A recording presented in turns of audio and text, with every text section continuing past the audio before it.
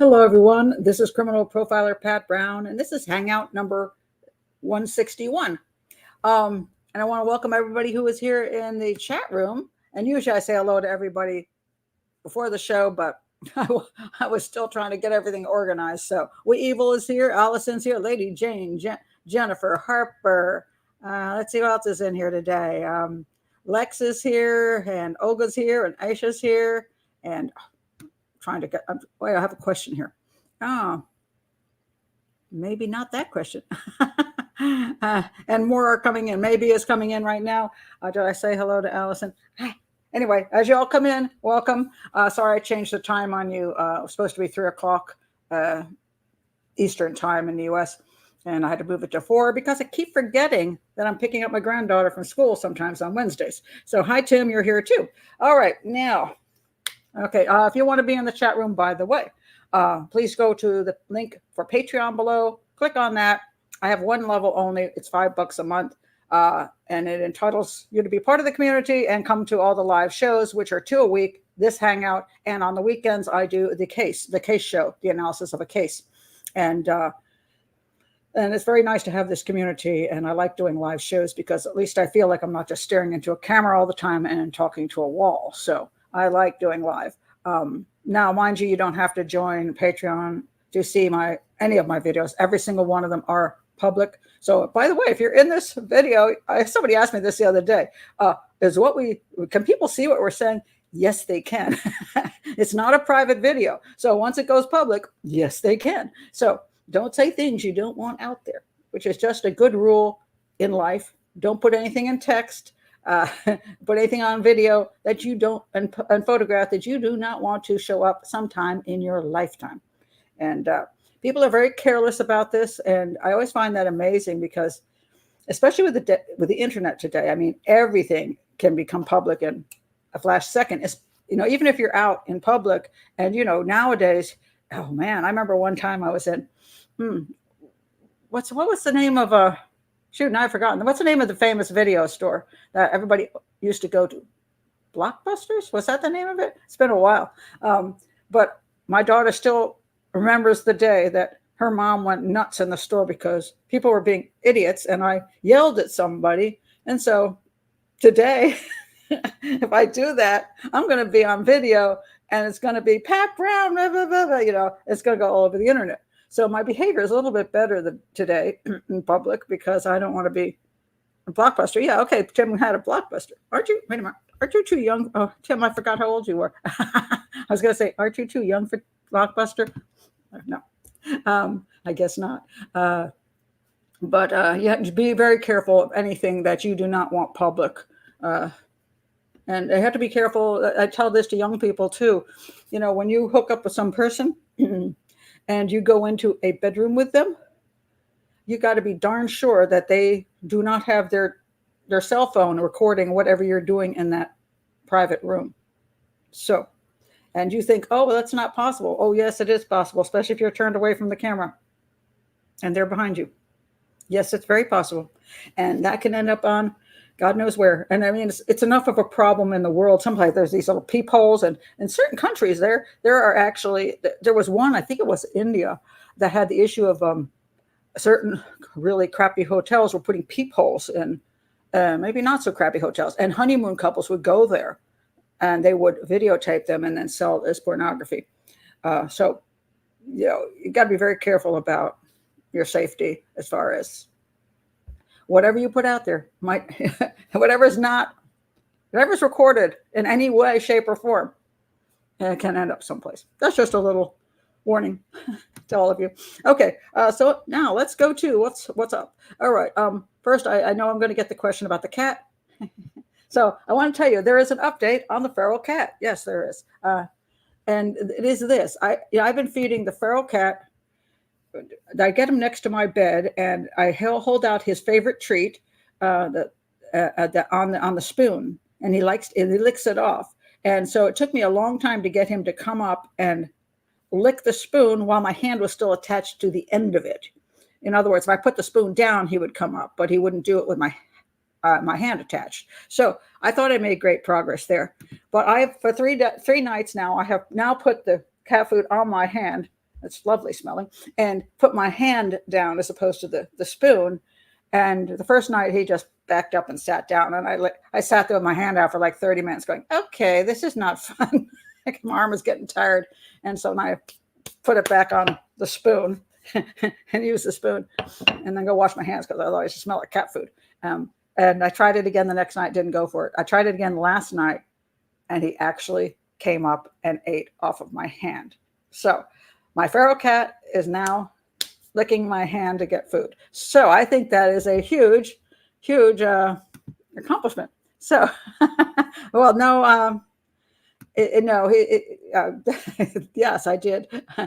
He's not domesticated by any means at this point, believe me. And yes, he's still very feral because he still won't let me touch him or pet him. He's not sitting with me. He's still doing has a lot of feral behaviors, but he is, after 6 months of me working him, getting him to come into the bedroom to eat, and then next to the bed to eat, and off the spoon to eat, and now off my hand to eat. It's been 6 months daily of trying to get him comfortable. And now he does finish his food, and he usually lays down for half an hour and goes to sleep. So he is getting more comfortable, but he's not quite, I wouldn't call him not feral. He's still very feral. So yeah. Do couples get a discount on the room? No, and I don't think they get any percentage of the money made off of the pleasures they're giving other people. Yes, he needs a no, I'm not doing that. Not well trained, but working. So I'm getting there, but now it's just become this massive challenge. So it's like nature versus me, and like, can I actually accomplish this? So it's been interesting. And now, it's nice to see that he's getting a little more comfortable. I'm hoping as winter comes, he'll get more interested in being inside, at least hang out a little longer. And maybe after he eats off my hand a long time, I might be able to actually like do this or something, touch him under the chin or whatever, and he won't run. But normally I have to try to pull my hand away really carefully, because if I pull my hand away quickly, he'll panic and he'll bolt, and then he'll turn around and he'll sit down and watch me from a distance to make sure he is safe. So that's the cat story. All right. One other local story, just a couple local stories just for the fun of it. There was a complaint in town. Now, this is my town, Bowie, Maryland, and residents upset over neighbor's Halloween display. And when I first saw this, I'm like, oh, I know this. This is right next to my granddaughter's school. And I know these people. They're very nice people. But they put out this absolutely massive Halloween display. It looks better at night, but during the day, it just looks like somebody threw up every Halloween decoration that exists. And there's no rhyme or reason to it. It's just tons of stuff. And I don't know how the neighbors stand it. They put it up 6 weeks before Halloween. Then they put up another one for Thanksgiving, another one for Christmas, another one for Valentine's Day, another one for Easter, another one for 4th of July. They have massive, it's all plastic blow up stuff that's huge. And I don't know how the neighbors next door aren't a little annoyed. So I thought, oh my God, somebody's finally complained about this. I mean, nice people, but could you tone it down a wee bit? That wasn't what they were complaining about. They were complaining about this. This is a Halloween display somewhere. I don't know exactly where it is. And they got this guy, this hanging upside down, and guy hanging off a tree. Now, by the way, you can buy that on Amazon. Amazon will sell anything. So, and somebody actually said, well, if you can buy it on Amazon, it's not that bad. They sell sex dolls on Amazon. I kid you not. Fully useful sex dolls. They're very expensive. They're like hundreds of thousands of dollars on Amazon. So if you put in if your kid puts in the wrong words, they're going to come up with a sex doll that is very, let's say, lifelike, that you can have fun with.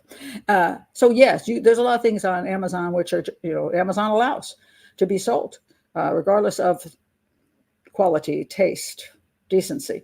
So they're selling this on Amazon, and people it looks like somebody's been lynched out there, And of course, it was thought of as a racist thing. And I think the guy actually put it up. I don't know for sure. I thought they were talking to this guy. I think it was Hispanic. So I don't even know that it was anything racist.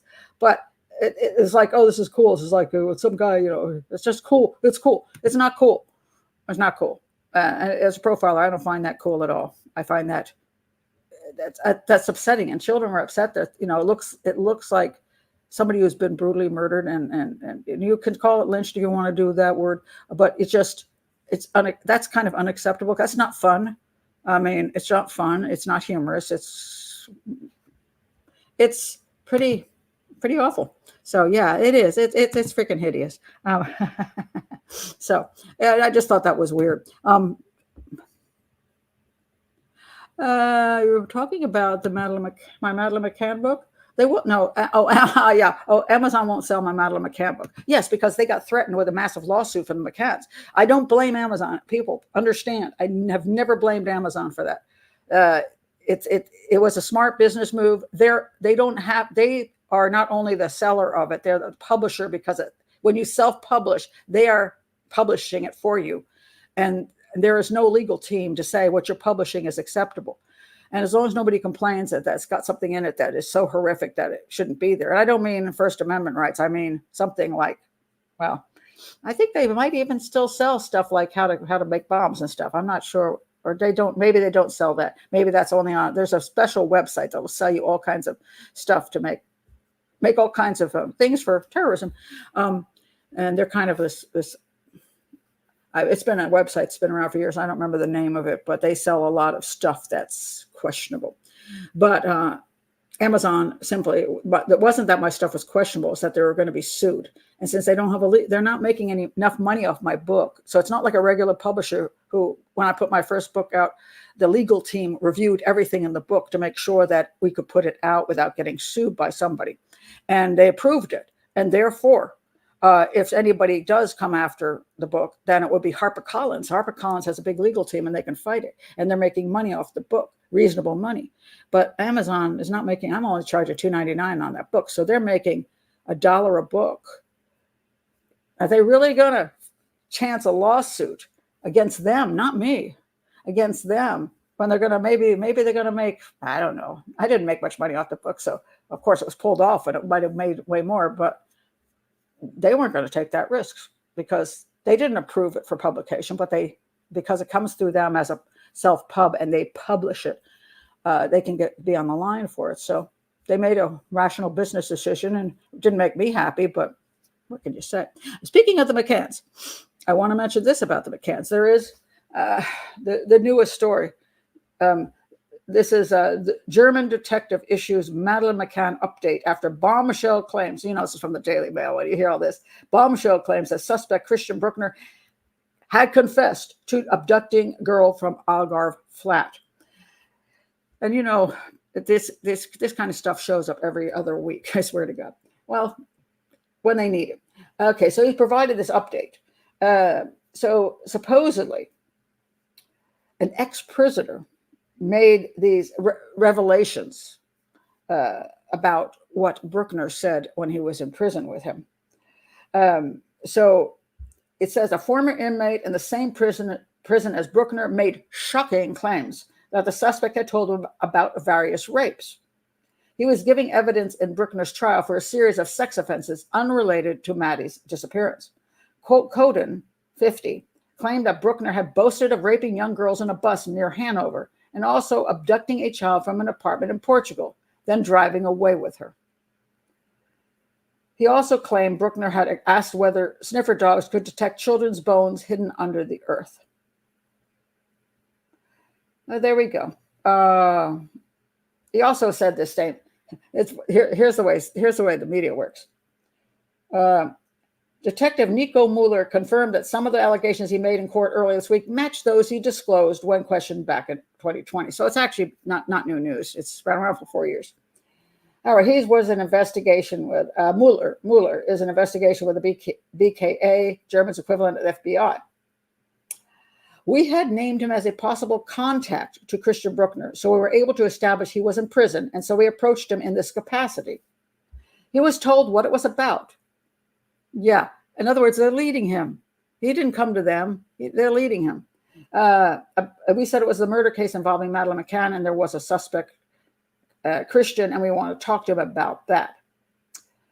And so at first he talked to Christian about if he could sort out a fake passport. So he basically became a spy. All right. However, they talked about driver's licenses and stuff, but later reported that he had committed rapes. Christian Brueckner had committed rapes in Hanover, and he hadn't heard of this before. And they confirmed that Coden had said Brueckner committed several rapes in Portugal. And he talked about 2 rapes in Portugal. One was a 70-year-old woman. And then they brought up Madeline McCann. So,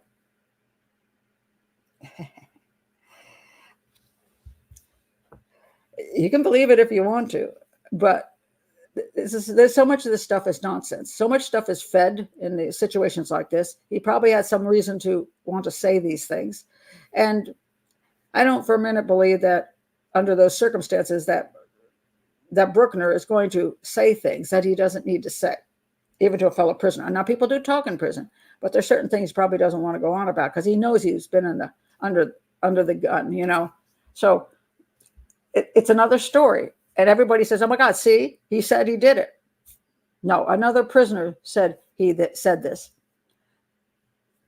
All nonsense. And there's nothing there that if he wanted to give up information, then Christian Brueckner could say where Madeline's body is. That he's never said. You see, he's just going to say he grabbed her and took her away. So maybe he says that he could have said that. Maybe he just said that because it's funny to him. Because he never did that, and it makes him laugh to have just keep mucking around with the police, you know. But it's not breaking news. It's just stuff they keep saying. So, what chapters of the McCanns' lovely book did they loan him? You know, so annoying. I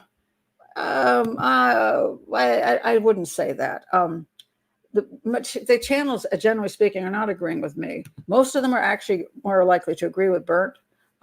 And anybody saying that it was an earlier death on May 2nd, that there's a big, huge conspiracy with the nanny and everybody else in town, and that the government is hugely involved, or that all these other people are involved.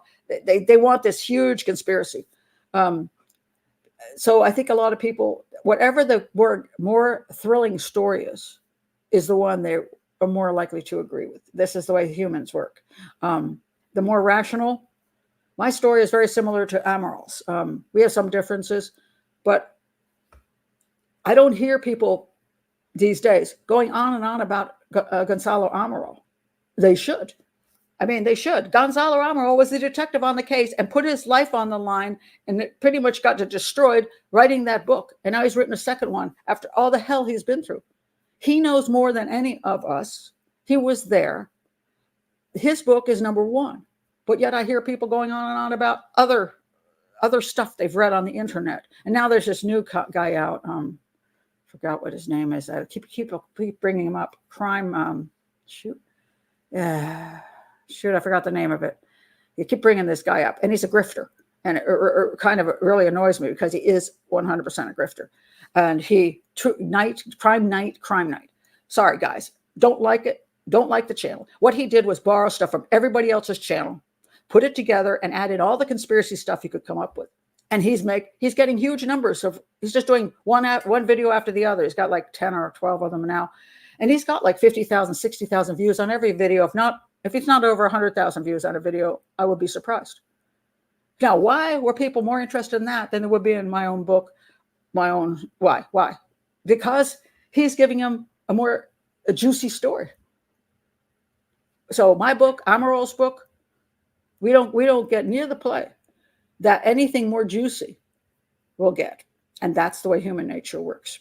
So my book is not having any great influence, and neither is Amaral's, quite frankly. And actually, the Crime Night guy and Bernt, with a theory I disagree with, and claim that her body's on the hill, they're getting attention in the little small world of the internet fish pond of people obsessed with the Madeline McCann case.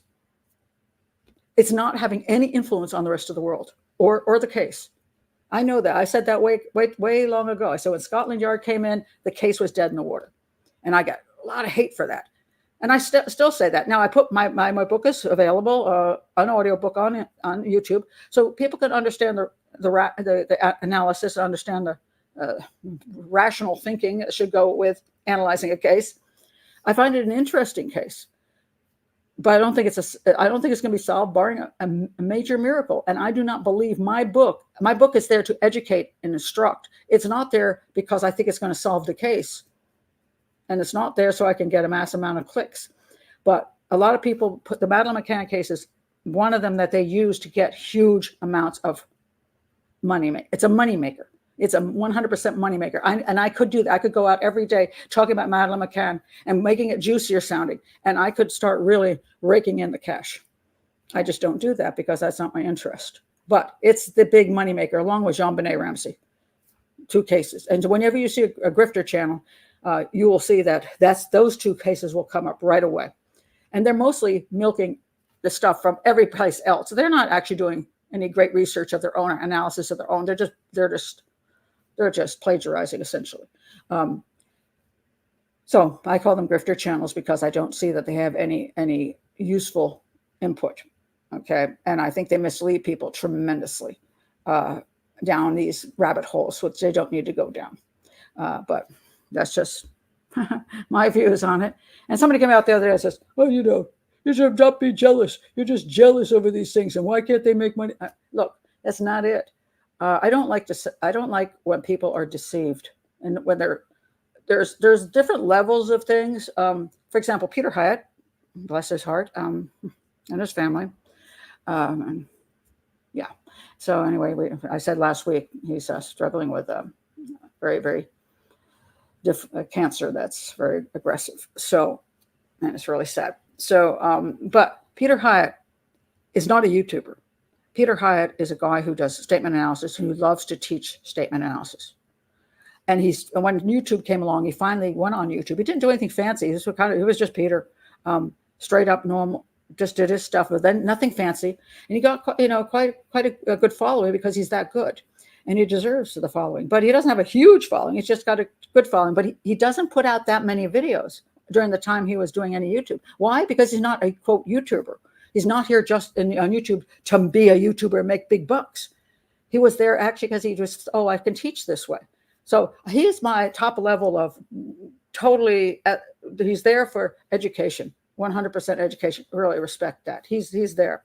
The next level would be probably me. I also want to educate.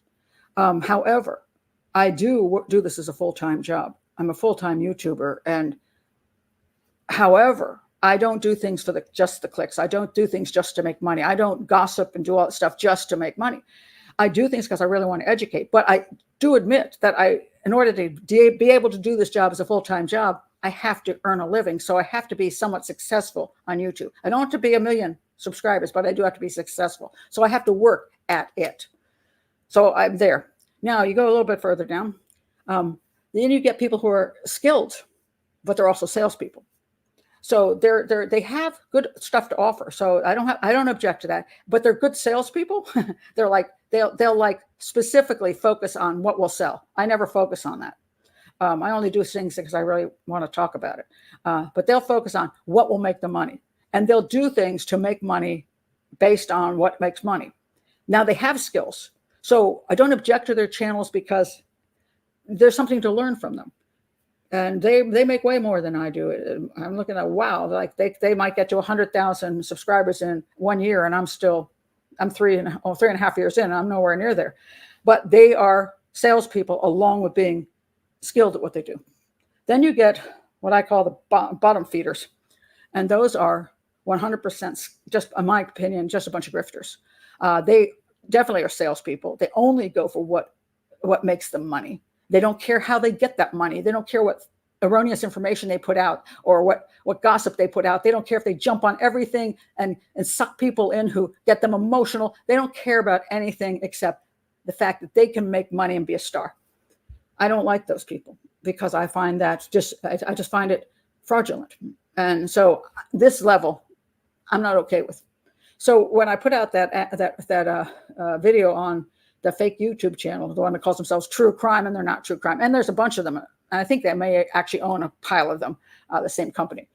They call themselves True Crime, and somebody said, "Well, what's it to you? People want to watch this; it's their business." Well, okay, but if they're not telling you that it's not true crime and calling it true crime, then that's fraud. They're lying to you. I have a problem with people being lied to. Now, if they put out fictional stories of crime, I don't care. If people want to listen to wild and grisly crimes that aren't even real, but they know they're not real, and they just like the story, bully for them. They can people do that all the time. There's all kinds of garbage out there in the book world and television world, which I think is garbage, but people like the garbage. And as long as they're not lying that it's garbage, then I don't have an issue with it. An example would be one of my favorite books when I was growing up was the Saint series. It's written by Leslie Charteris. And the first book I read was The Saint in London. I absolutely fell in love with the character and the writing. You might have known about the Roger Moore series, which is good, but it's not really what The Saint was about. The Saint was a much more interesting character, and the writing was very humorous.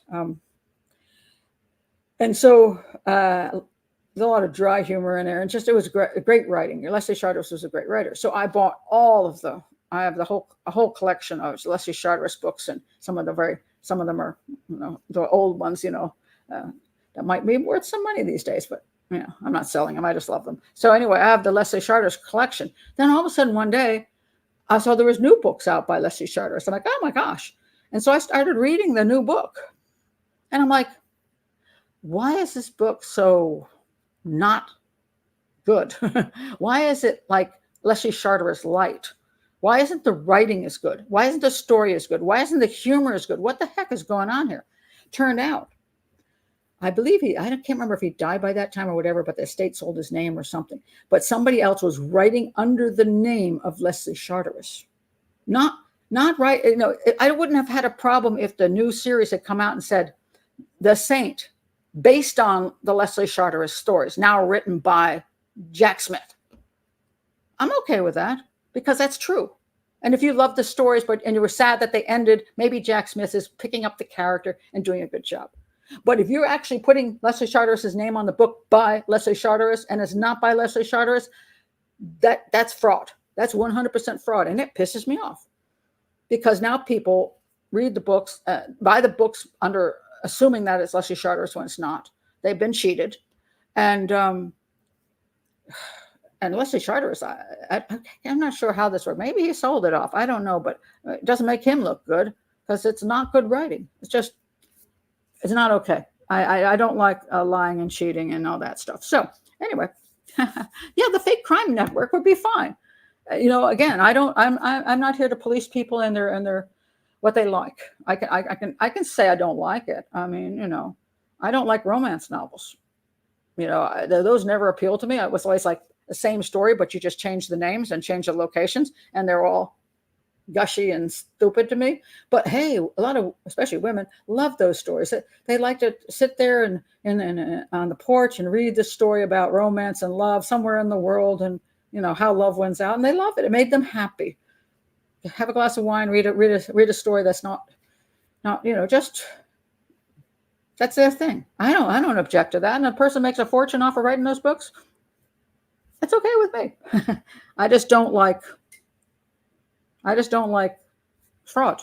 I don't like fraud and cheats and liars, and I see it all over the place. And I see people fall for it. They go, "Oh my God, this is a great channel. Crime Night is not a great channel. Stay away from it. It's a grifter channel." And it bugs me in the sense that people come to my page and say as a comment. I don't think they mean it in a mean way. They're like, "Oh, and there's this other great channel." No, it isn't. I'm like, I comment. I don't like this channel, and I say something against it, or I pull the comment because I don't want people going there, not because I don't want people to watch other channels, but because I don't want grifter channels promoted on my page. So anyway, next. All right. So I talked. I got a bunch of stuff I need to do for. Okay. Let me just go to the ones that were requested of me. Okay. And then I'll get to the extra one I want to put in here. All right. I had this question from one of my patrons. I would like to hear your thoughts on whether you believe the Delphi killer, allegedly Richard Allen, whoever he may be, is a serial killer and has killed previously. Now, this is it's a good question, because he's middle-aged. And some of the reasons people think Richard Allen is innocent of killing two girls, Abby and Libby, in Delphi, Indiana, is because here he is. He's a married man. His daughter is about, just grown up. She's, I forgot how old she was at the time, but she was like 18, 19, whatever. It works locally in the town and doesn't have a criminal record. And suddenly he supposedly butchers 2 girls in the park out of nowhere when he's middle-aged. So that's why people think, oh no, it was really the Odinist. It was some kind of Odinist ritual, and they planned this and grabbed the girls and did Odinist sacrifice of these 2 girls, which is absolutely ludicrous, and there's not any evidence pointing to that. There are some other people who would prefer that the person who has been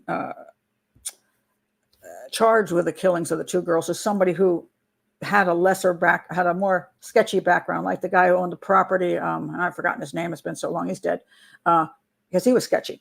And then the little pervert guy and his pervert daddy who were going on the internet, and a little pedophile guy. They were better suspects. So you think, oh, well, we can see them doing it. One is younger, and somebody tell me their names offhand, because I'm just blanking. Give me their names. Who was the guy that was on the internet with the girls? They arrested him finally for all kinds of other things. The fat guy in the basement, incel guy, essentially. I forgot his name. It's been so long. But him and the oh, no, I'm not saying that, Lex. No. It's not that they're too old if they're motivated enough. The question is, would they have started this kind of a crime in the midlife as opposed to having led up to it with others? In other words, a person who has criminal background of raping, other kinds of stuff, then gets to the point where he kills 2 girls. Or the person's younger and he goes to this because he's a serial killer he's a serial killer, but a lot of people don't think you can be a serial killer and start at the age of 40 or whatever. So, but here's an interesting thing about this. I want to point out the other better suspects. There were better suspects. And for people who think the police are just railroading this guy, railroading him. If you're going to railroad somebody, railroad the creepy incel guy on his computer who actually had contact with the girls. Railroad him. Nobody liked him. Everybody thought it was him. Railroad him. It's easy, because you got all kinds of pornography, child pornography, and you have a connection. You have child pornography. He is the perfect guy. He's much more likely to have committed the crime. He looks good for it. I mean, I didn't think he did it, but he looks good for it to many people. So, hey, railroad him, or railroad the property of, I was just blanking on the guy's name, that the bodies were found on, because he is a sketchy character and he's dead. So blame it on him. The police, if they want, okay, oh, thank you, Keegan Kline. Keegan Kline, thank you very much. Keegan Kline. Yeah, I mean, if they wanted to pin it on somebody, they could pick him. So if they had 2 better people to pin it on, why would they pick a guy who had no criminal record? Why would you do that? This is, when I've seen a few evidences of corruption in my day, the people that have been chosen to be the fall guy are usually psychopaths who have committed other crimes. You don't like them. Immediately you go, yeah, he could have done it. Richard Allen was actually not the guy you would say, oh yeah, he did it, definitely. He's the guy you went, what? So this is not a person you pick to railroad. They believe it's Richard Allen. They believe it because he was identified in the park and the ballistics thing, which is, some people think is questionable. There's reasons that they think it's him, and they feel they have enough to prosecute. And then he confessed God knows how many times. So because he's the guy, Richard Allen is guilty. Okay, so I at this point, I believe that he is likely the guy who committed the crime. So definitely not railroaded. The only thing I could possibly say is he's the guy that looks like he's the guy that committed the crime. Evidence points to him, but for some freaky reason, it's just not him, even if he confessed over and over again. Okay, so, but definitely not railroaded, and most likely him. But here, go back to the question. What about him having no evidence of being a serial killer? Because whoever killed those 2 girls is a serial killer. And as I always say, if that's the only crime you have them on, it doesn't mean they didn't kill before, which is what CJ brought up. I think he probably killed before. And it doesn't mean they won't kill afterwards, because anybody, remember the line I keep talking about? That line, nobody crosses that line to butcher 2 girls if you're not a psychopath and that kind of crime, a serial killer. It just means that either you haven't had time to commit the other ones yet, you haven't gotten around to the other ones you're going to commit, which then would add on to your numbers, or we just don't know what you did before.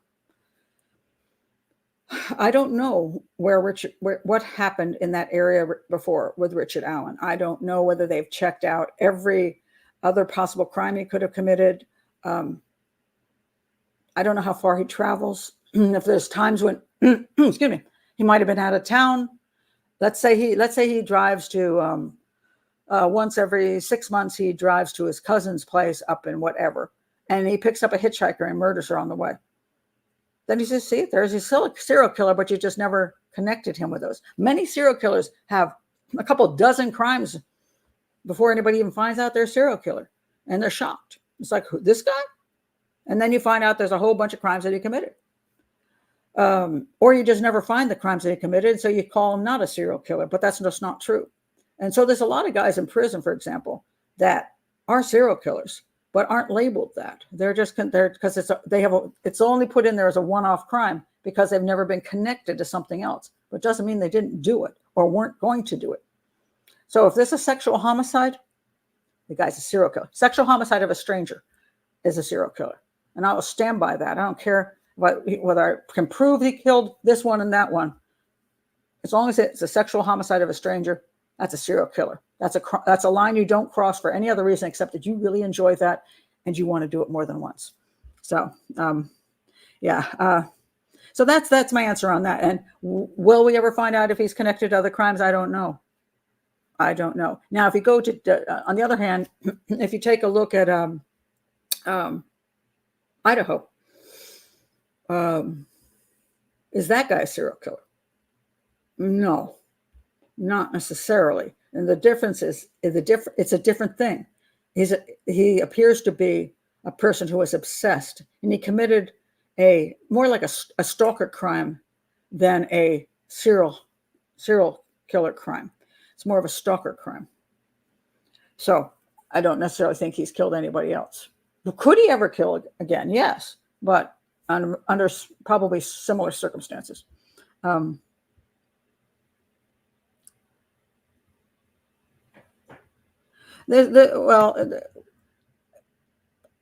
It's hard to, we're on the outside again, and I think the problem is we just don't know. There's so much. It's so complicated. People don't even begin to understand the level of complicated it is when you arrest somebody. The machinations you have to go through to even get to the point of being able to arrest somebody, dealing with the DA, dealing with the judges, dealing with this, dealing with that, the defense team making claims all over the place. The thing turns into a nightmare. And it's now a nightmare on the internet. So everything has gotten highly complicated. It's so hard to prosecute anymore. So I have a little bit of sympathy and, for what goes on out there in the world of the legal teams, because it's so difficult. I mean, that's why I'm not involved in that. Christina's here. Oh, Christina, welcome. First time. Yay. Well, you missed my stuff on Delphi, but you can go back and guess what? You can see anything I said before you got here. So let's see what else. So the other one I was asked about, and I want to bring this up right away so I don't forget to do it because I was supposed to do it last week. I was asked about this.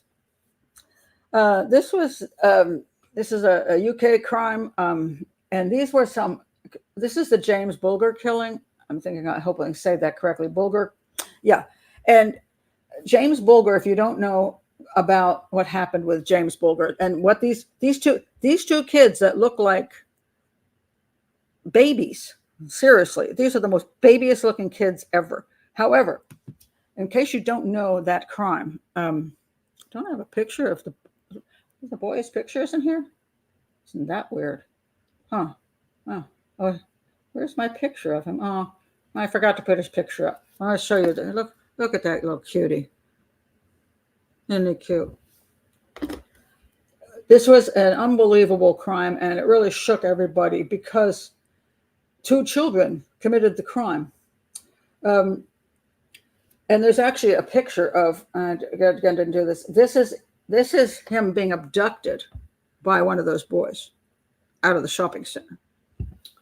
So this happened in 1993 in Merseyside. 2 10-year-old boys, 10 years old. That is the age of my granddaughter.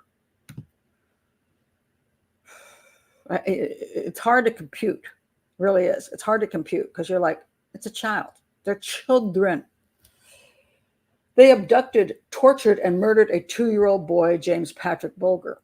Okay, Thomas and Venables led Bulger away from the New Strand shopping center after his mother had taken her eyes off of him momentarily. His mutilated body was found on a railway line 2.5 miles away in Walton, Liverpool, 2 days later. They were charged in 1993 with abduction and murder. They were found guilty, making them the youngest convicted murderers in modern British history. They were sentenced to indefinite detention at Her Majesty's pleasure and remained in custody until the parole board decision in 2001 recommended their release at the age of 18. Venables was sent to prison again in 2010 for breaching the terms of his license and was released on parole again in 2013. And then he was now this is where it gets interesting. This is the now man on the left, child at the time. He was then in 2017 sent to prison for possessing child sexual images on his computer. He remained in prison until 2023 after his appeals for parole were rejected. So now, where's the? Okay. Now he lost his bid to be freed from jail. Thank God. Now he's actually 41 years old, and so it's here that they say they doubted his ability to be open and honest with professionals. He's a psychopath. Okay, I'll say psychopath. And that's why he's not honest, because he's a liar, and he was unfortunately probably a psychopath back in the day when he was 10, because psychopathy starts very young. So let's talk about the line. I will guarantee you, I will bet my life on it, that my 10-year-old granddaughter is not going to be abducting. She's not crossing that line to abduct a 4-year-old girl from the shopping center, take her down the way, and smash her brains out with rocks. I will bet my life on that, because that child is not a psychopath.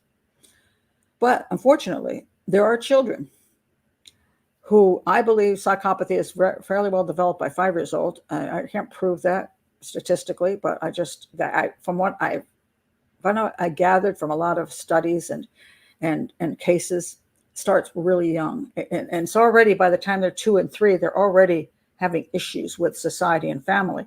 And they express it in ways which are psychopathic.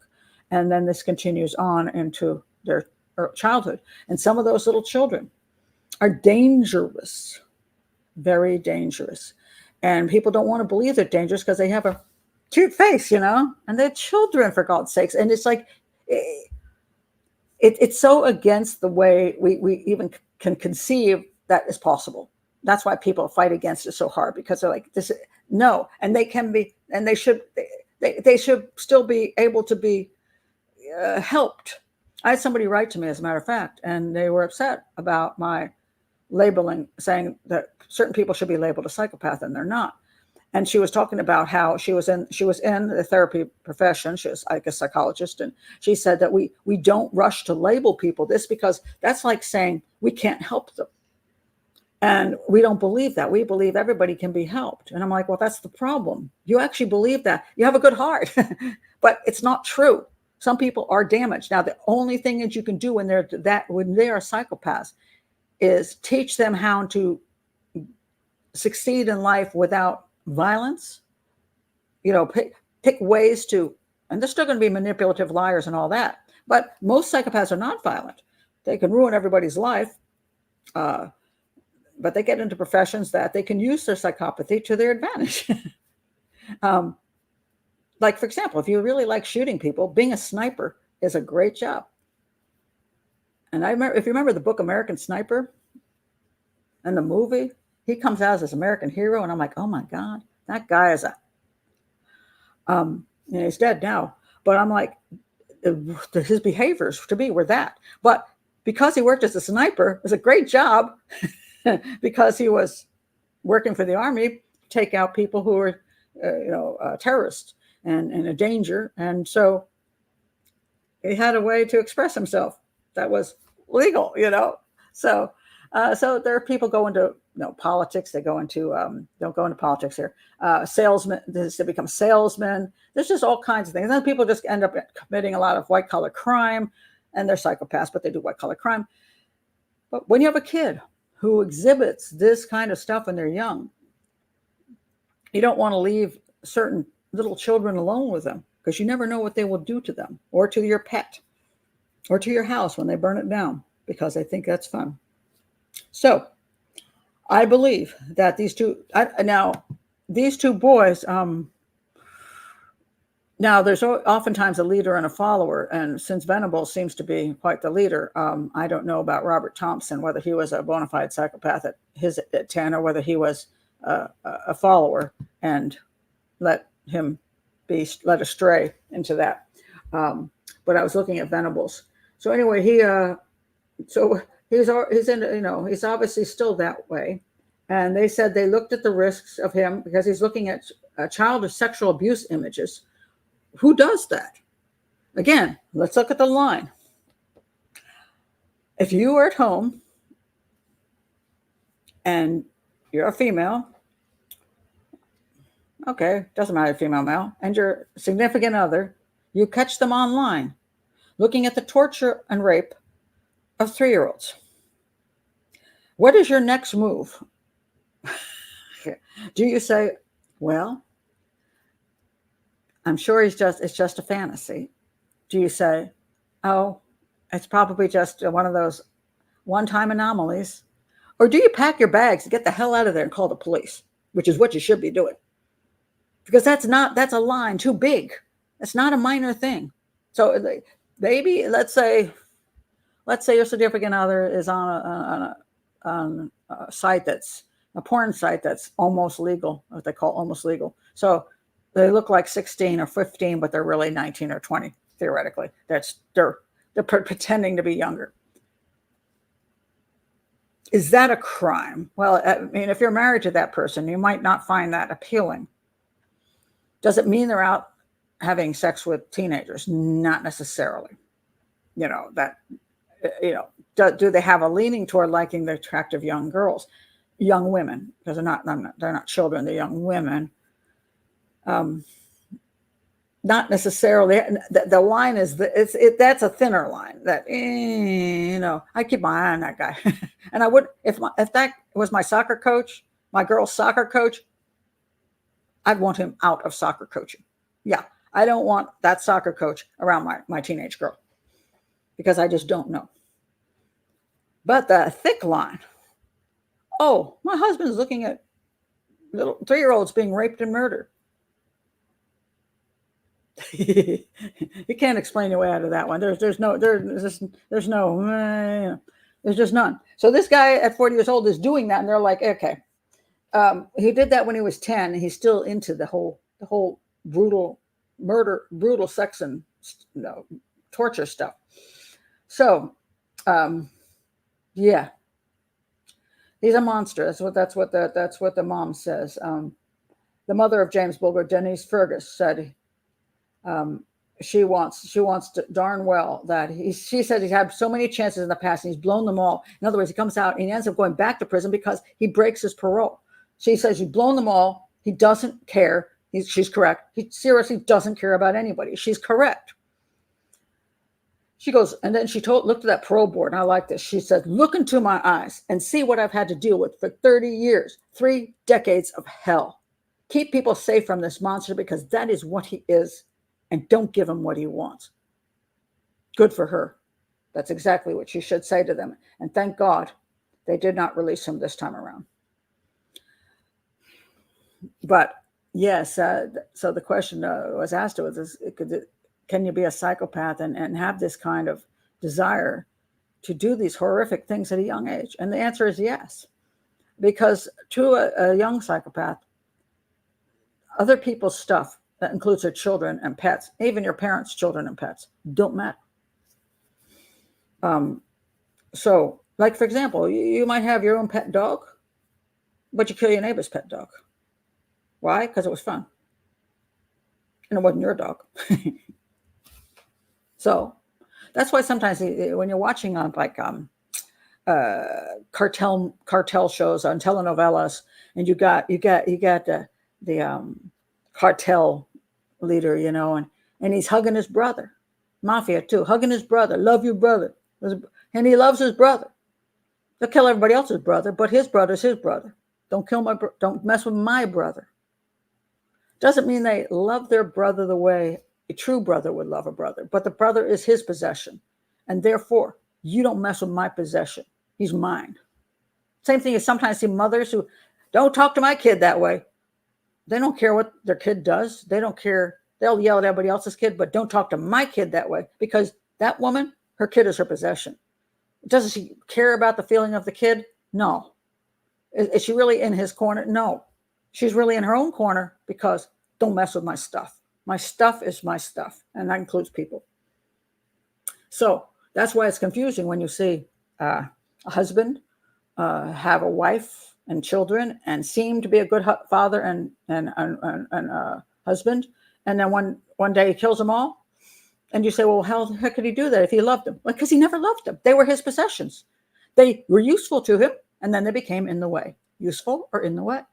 And while they were useful, he got sex, he got food cooked for him. He had the little kids looking up to him going, hey, daddy, daddy. He was so important. Then the kids got older and more annoying, and he got bored with his wife. And now they're not useful anymore. And so he eliminates them so he can run off with a stripper. You know, that's how it works. So don't misunderstand, just because a person can be not appearing to be this way doesn't mean they aren't that way. Now keep that in mind for your own life and people you bring into it. Oh my God. Oh no, my God. Then there you have it. This is a great question, and I don't have a great answer. It's awful. What do you do, even as a parent, when you realize your 8-year-old displays psychopathic behavior? You are in so much trouble. So what happens here's what happens. If you're one of those parents that brought in a Russian, there was this whole thing about the Russian adoptees, because at one point in time, these children were in institutions as babies and were pretty much just left in their cribs, and just it wasn't a great situation. They were fed, and that was about it. So there was a high level of psychopathy among these children that the Americans were adopting. But they didn't know it until the kid came. They came home, and they're pretty little kids. They're just lovely little children. And then they came into the house and they started their reign of terror. Some of them attacked the family, the other children, the pets. So what they did was sent the kids back to Russia. They're like, oh, we're done. And then people got really nasty with them. I'm like, you adopted this kid, and how can you adopt this kid and just send that kid away? Well, the problem is, what do you do when you know the kid's a psychopath? And you can't do anything. The kid's going to destroy everything around you, the rest of your family. And you were trying to be doing a nice thing by giving a child a home, and then this happens. And this is why I do warn people, if you're going to adopt, by the way, make sure that the child you adopt is younger than any of the other children in the house. And if they're any child with major problems, psychological problems, maybe it's better not to have any other children in the house, because it's very kind of a risky situation. But these parents are like, okay, we're done. And they sent the kids back. Well, when your kids are biological, you can't do that as easily. I mean, what do you do? If they're old enough, you can, if they're 16, or you can just sign a paper that says they're off on their own. But if they're not at that age, if they're like still 8, 10, you take them to the psychiatrist, and the psychiatrist will tell you he'll do this therapy and that therapy, and it's not working. You live in absolute hell, and there's not much you can do. You're screwed, and it's very problematic, and it's a heck of a situation. Now, all you can do is make sure you have no weapons in the house. Keep a strong eye on them. Try to lead them into things that they can feel like they're winning at, because they like to win. They don't like to lose. So put them in situations where they feel the best about themselves. They do the least damage to others. But the problem is, a lot of times I think the therapist won't admit, like this woman who wrote me, won't admit your kid's a psycho. So they'll make all kinds of other stories for him. And then the problem is that child goes to school, and that child is a danger to other kids in this classroom. So it's a very tricky situation, but I think the first thing is honesty. And you have to say, hey, if you want to say suspected, I'm okay with using the word suspected.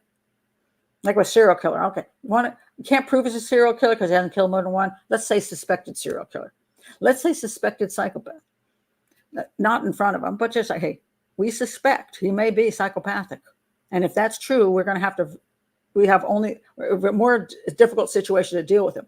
But let's try 2 paths at one time. Let's look at, maybe he's not a psychopath. Maybe we can work with this and see how it comes out. But at the same hand, keep an eye, because it may be over here.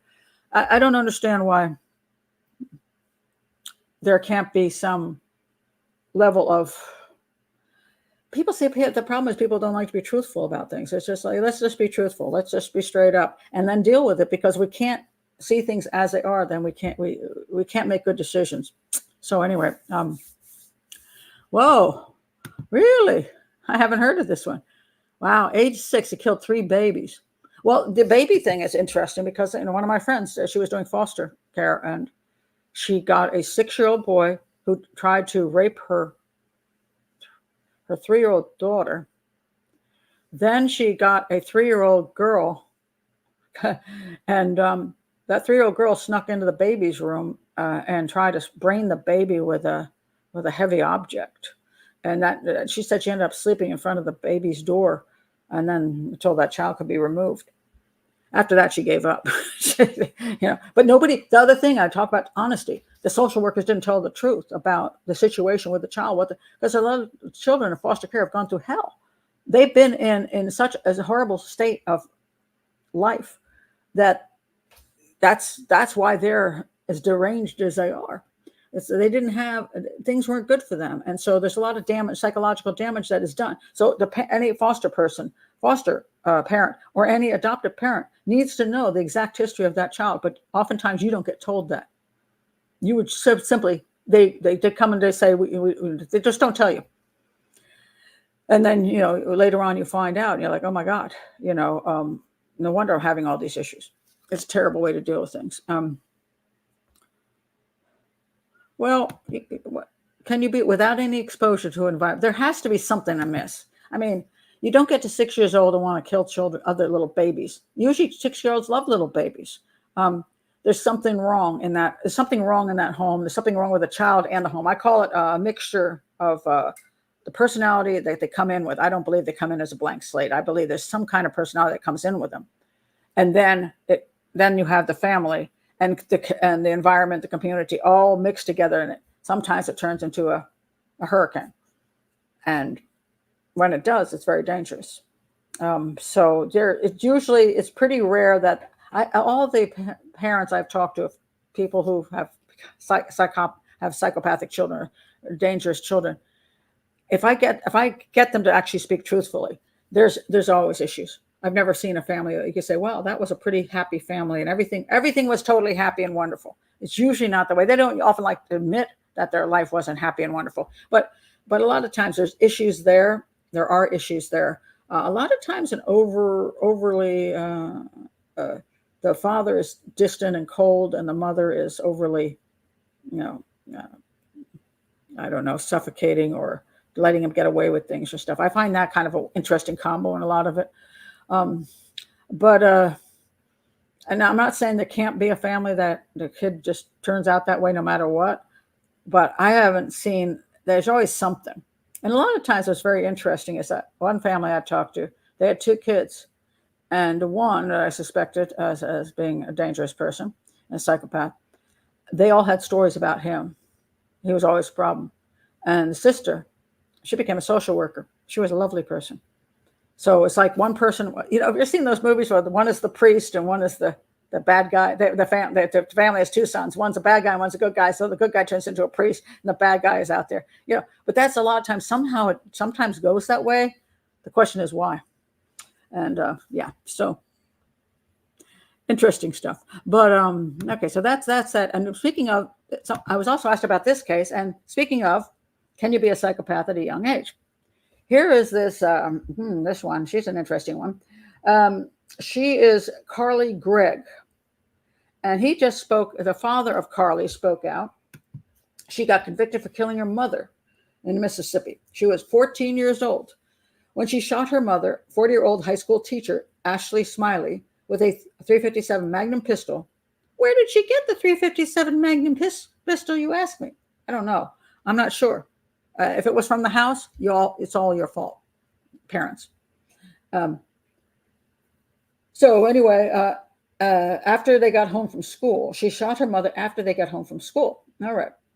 So he says, the father, what he felt after he learned of his wife's murder. I was ashamed, embarrassed, angry, upset, very sad. I loved Ashley. We were married for almost a decade, so that's his wife. Okay. Dr. Andrew Clark, a child and adolescent psychiatrist and expert witness, noticed my voice. Obviously, I'm going to say something here because about how she's not recognizing psychopathy. Previously told the court the teenager dealt with symptoms of depression. Okay. And was prescribed medication that made her feel numb in the past. Now, I will say this.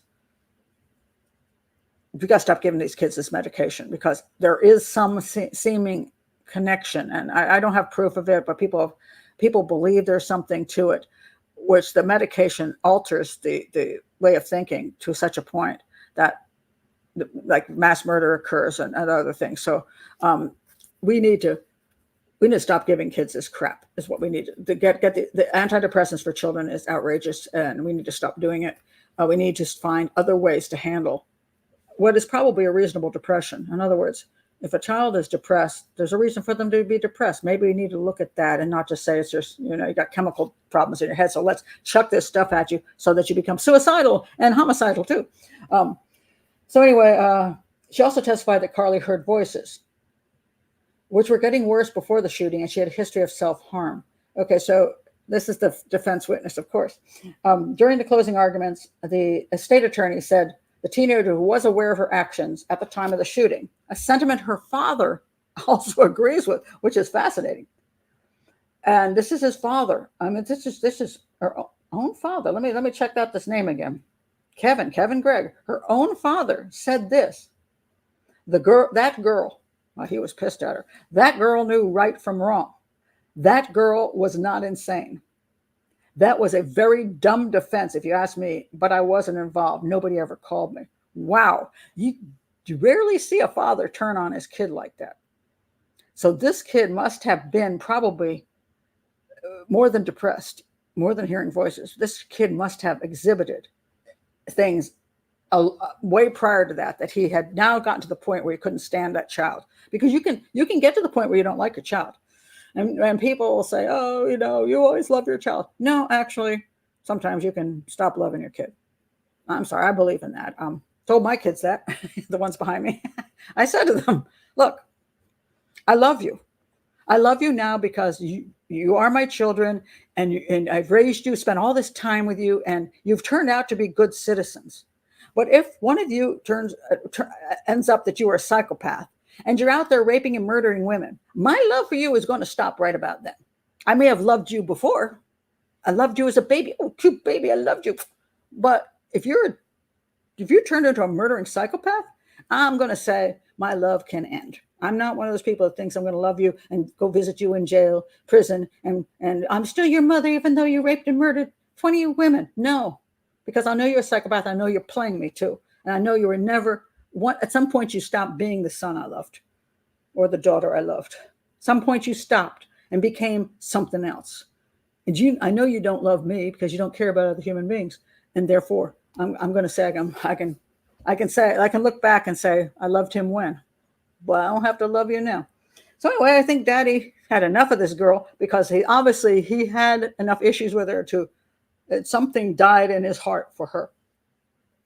Moments after the shooting, Mississippi State Prosecutor Catherine White Newman said the teenager invited her friend over. When Carly answered the door, she asked her friend, "Are you squeamish around dead bodies?" Before leading the friend to her bedroom, where Carly's mother was dead on the floor from 3 gunshots.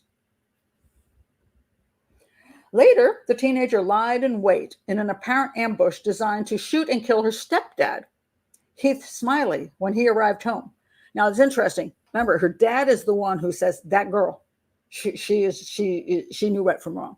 It wasn't her stepdad who said that, I don't like that kid. I married her mom and I can't stand my stepdaughter. This was her own father. And the girl was trying to kill her mother and her stepfather. So anyway, Heath testified during the trial that the gun went off in my face before the door was open. After wrestling the gun away from Carly, he called 911. She killed her mom, he reportedly said in the call. Carly then fled, but was later arrested near her home. She was sentenced to life in prison after being found guilty on all counts, including first-degree murder, attempted murder, and tampering with evidence. So the answer to your question is could she really be a psychopath? Yes. And is she responsible for what she did? Yes. And she's pretty cold-blooded, very cold-blooded. And again, the line, it's one thing to cross the line and sit with thin line to say bad things about your mom, which we all hope our kids don't do behind our backs. Like, oh, my mom is a real bitch, or my mom, she's so stupid. Okay. That's unpleasant. But if my kid comes in and blows my head off, I'm going to say that's pretty huge. That's a pretty big thing to do. And to brag about it. Oh, come on in. See, check this out. I just shot mom to death. Who does that? Except she's bragging about, and she doesn't have a problem seeing her mother dead on the floor. This is her mom, dead on the floor. The brain's blown out. Yeah. I think her dad had it right. Ooh, good Lord.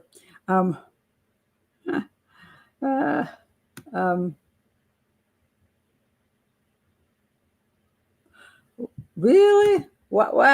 Wait a minute. I don't know about this. Wait a minute. Are we talking about the same case? Sometimes I get confused and I look at the, we're talking about the Menendez brothers. By the way, I always asked, Benny said, are you going to watch the Netflix thing on the Menendez brothers? And I tried. I made it through about 10 minutes. I wanted to throw up. It was just annoyed the hell out of me. It's a fictionalized version to the point where I don't like fictionalized. It's one thing to represent people. And I see this happen a lot of times in historical films as well. They go way past just representing them with the facts they know. They start including very fictionalized personal lives and very fictionalized behaviors. And they decide what they want those behaviors to mean. And that really bothers me. I think nobody's ever going to do a fictionalized version of my life, but I'm just imagining if they did that, they would then decide from the limited information they have. Now they could show me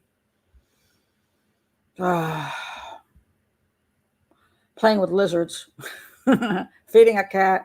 They could show me playing table tennis. They could show me going to the television studio and working. They could show me here. They could know things about, from how I raised my kids and what I did. They could come up with a reasonable representation of me in a fictionalized form.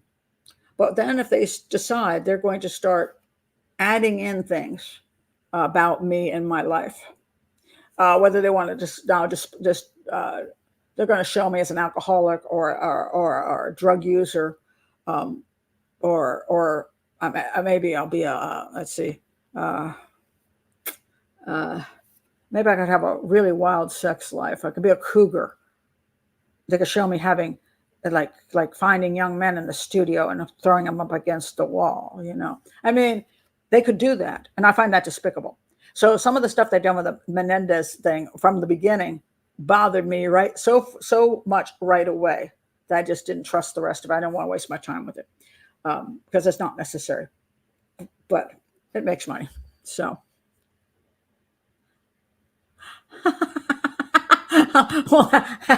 Well, that would be interesting. Ooh, Amber Heard playing Pat Brown.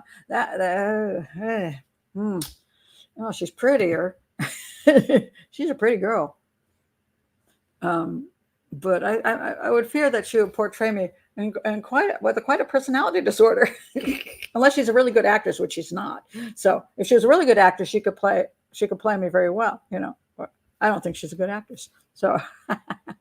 I don't like the movement that they should be freed. They're pushing and pushing and pushing that now they're not just saying they were mildly sexually abused. Now they're going and they're hugely sexually abused, raped, and all this stuff. My point has always been, and I'll stick with it.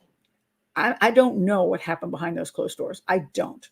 We don't really have proof. We have first of all, I believe Lyle's a psychopath. I do. How many times have I said psychopath during the show? Y'all taking shots now about the psycho? This is the most psychopathic show I think I've ever done. I don't think I've ever said it this much. But he's a good liar, and he's a good actor. And the question I have is, do we know the difference? And so my whole point has always been that their lives were not in danger. It was not self-defense. They were both adults. They had other choices. And here's the problem to me: when you're going to make a precedent and open the floodgates, that if I feel I was abused in my childhood, that I have the right to go back and kill my parents or whomever, the ex-husband who I said he abused me. And for some reason, I'm going to say I was in fear of my life, even though I haven't been married to him for 10 years. For me, it's been 25. So I have the right to go back and kill him. Maybe you were abused as a wife. Maybe you were abused as a child. Maybe it's horrible. People, unfortunately, all of human history, a lot of families are dysfunctional as hell. There's really nasty things that happen in families. Both boys and girls get abused physically, sexually, emotionally, because they have parents that are messed up. It's not like, we don't all have the perfect parents. Oh my God, they were such nice people and they were wonderful and they didn't have drug problems and they loved each other and they wanted to raise kids and they wanted the children and they did everything right and they raised a happy family. I mean, we want to believe that. And many of my friends, I believe all their families are healthy. When I was raising my kids, I say 3 kids and none of them have drug habits and none of them been in prison. All good people, all good kids. I think we were a good family. Not a perfect family, but a good family. And my ex-husband, worked hard. There was no alcoholism in our family or drug use or sexual abuse. None of that was going on, physical abuse. We were strict parents, but we were also fair parents. And my kids grew up, I think, had a good life. Although I'm sure they do say certain things about me, like, oh, and then you did this. But anyway, they have their stories because I wasn't a perfect parent, and neither was my ex. And then I look at my friends' families, and a lot of us were homeschoolers in my community. And I have my best friend. She's still married to her husband, and she has 5 children, and they're all good kids, and they have their children, and they're good parents. And I have another friend who has had 11 kids, and her kids are fantastic. So they all grew up, and I'm just trying to think through the different ones. All my friends it seemed like a good group of people, and they had good families, and everybody grew up okay. But this is not the real world, because I can go down the street and I can see other stuff. And other stuff is not pleasant. Other families are a wreck. And there's people in those families, those parents who aren't good parents, and their situations aren't good. And the children don't live good childhood lives. They don't. But we have to have laws, and the laws have to be that you cannot return as an adult and shoot down your parents because you were displeased of how they treated you. Sorry. You're only allowed to kill in self-defense. You're not allowed to kill because you're mad. So that's my theory on that. Yeah. Except Dominique Dunn and the whole thing he did on the Martha Moxa case was nonsense. Go watch my. Yeah, I was he was a great victim's advocate, but his stuff on Martha Moxley was incorrect. Bothered the heck out of me. So I was very disturbed by that. He shouldn't have been he shouldn't try to analyze crimes, and he did. And then Mark Furman came along and made it worse, and they put Michael Skakel in prison on a charge which was not supported by evidence, because there's no evidence he killed Martha Moxley, and I don't believe he did, and so I have issues with that. If you're talking about me interacting with, no. Which one?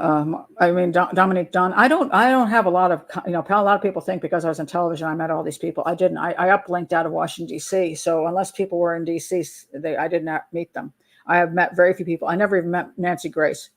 I met Jane Velez Mitchell once because I went to her book signing in New York. But yeah, most people I have met because I was uplinking and they were in other places in Atlanta, New York, or wherever. I met some people because I went to the Today Show and sat on the couch, like with Meredith Baxter or whatever, and that. But I met Dr. Phil, which I regret, and will never meet him again because he's a creep. But I've met very few people in the business because I'm not a social climber. I'm not a party goer, and I don't find opportunities to do that. I'm pretty basic, my family, my home, my activities, and my interest in crime analysis is what I'm interested in. I'm not interested in that social life. So, yeah, thank you. That's we have to stay with that. We can't walk away from that. And if we keep bringing in psychologists to give excuses why we can kill people, the only reason that a person is let off of killing is if truly they didn't know what they were doing. That's why the psychosis thing is acceptable in the sense that if you really thought that person you didn't know that the person wasn't the devil or the person wasn't trying to kill you when they weren't. If you really your brain is so mangled and in a state which cannot recognize reality, and there's like a blending of fantasy and reality to the point where you just don't know what the heck's going on. That's the reason there is an excuse for insanity. The insanity plea. Majority of the time it doesn't work because majority of the time it's not true. Menendez brothers weren't suffering from insanity. They were suffering from, we want to get rid of our parents and we want to get their money. And maybe they were pissed at their parents because maybe I don't know how much sexual abuse went on. I don't know if the father's being wrongly accused after death. And, one of the terrible things that happens these days is anybody can write a book about you and people crawl out of the woodwork to say terrible things about you. I could die tomorrow and then people come out and say that I abused children. They could say that. They could say I was a sexual abuser. I can't defend myself. And once one person does it and it gets into the media, somebody else will jump on that bandwagon because people like doing that stuff. So very, very careful about believing a whole bunch of people saying something about one person unless it can be proven, because unfortunately people like to be victims.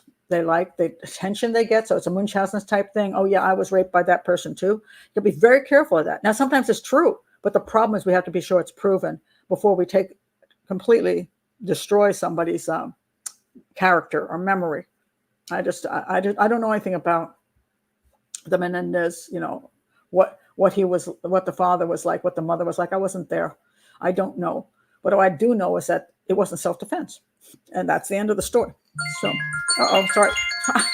Wait, lots of noise here. I forgot to turn off my phone. Yes, please come and clean my house. It's Maria. Sí, gracias. Big smile. Yes, smile. Yeah, no, not that. That's an unhappy smile. Hola. Sí, gracias. Okay. They do such a great job that I just love it. Anyway, yes, this is true. True psychosis and crime is rare. Not unheard of, but rare. Yeah, that's point. Lasting hate. That's true. No, I can't. I don't want to waste that much time in my life. I just don't. I don't need to. I mean, that's my point.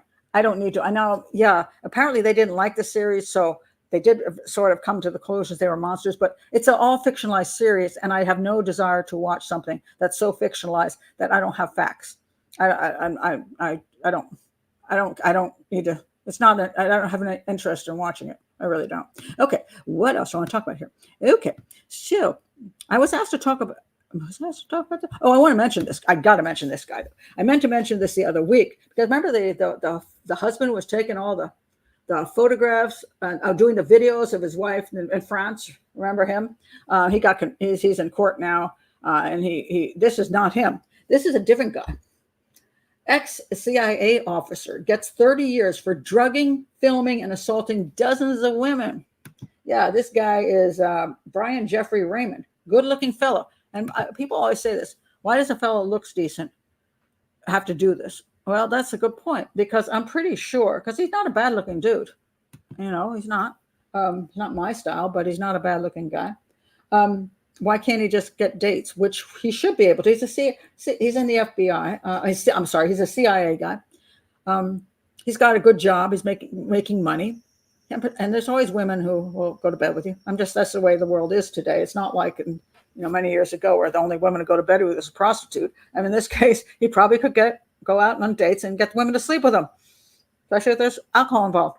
Anyway, a former CIA officer has been sentenced to 30 years in prison for drugging, sexually assaulting, and filming more than 24 women in multiple countries over more than a decade. 48 years old now, he's ordered to serve a lifetime of. What do you think he's going to serve a lifetime of? Supervised release. What? Supervised release.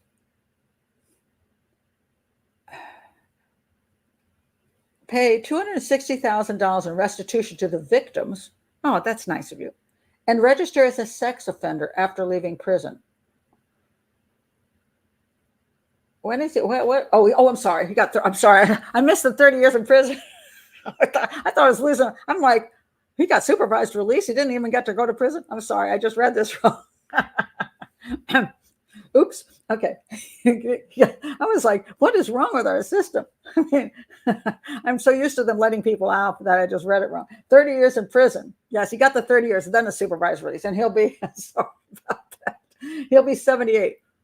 I'm like, what the heck? So he did get convicted. Thank God. I just for a minute there thought, so many people these days just give them like, okay, just don't do it again type of thing.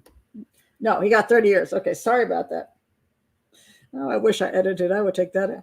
Anyway, so he got 30 years, has to pay $260,000, supervised release after 30 years. So he'll be 78.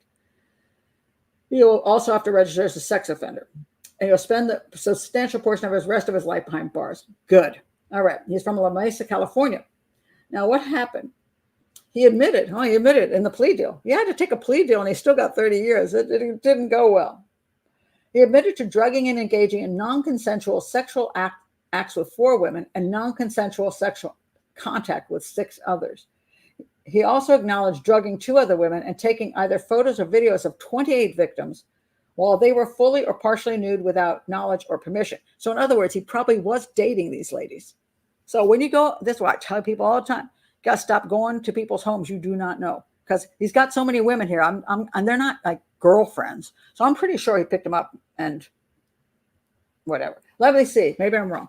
Many of the recordings show him touching and manipulating the victims' bodies while they were unconscious and incapable of consent. Because, it's always fun to play with the bodies, put them in poses and do things to them. Yeah.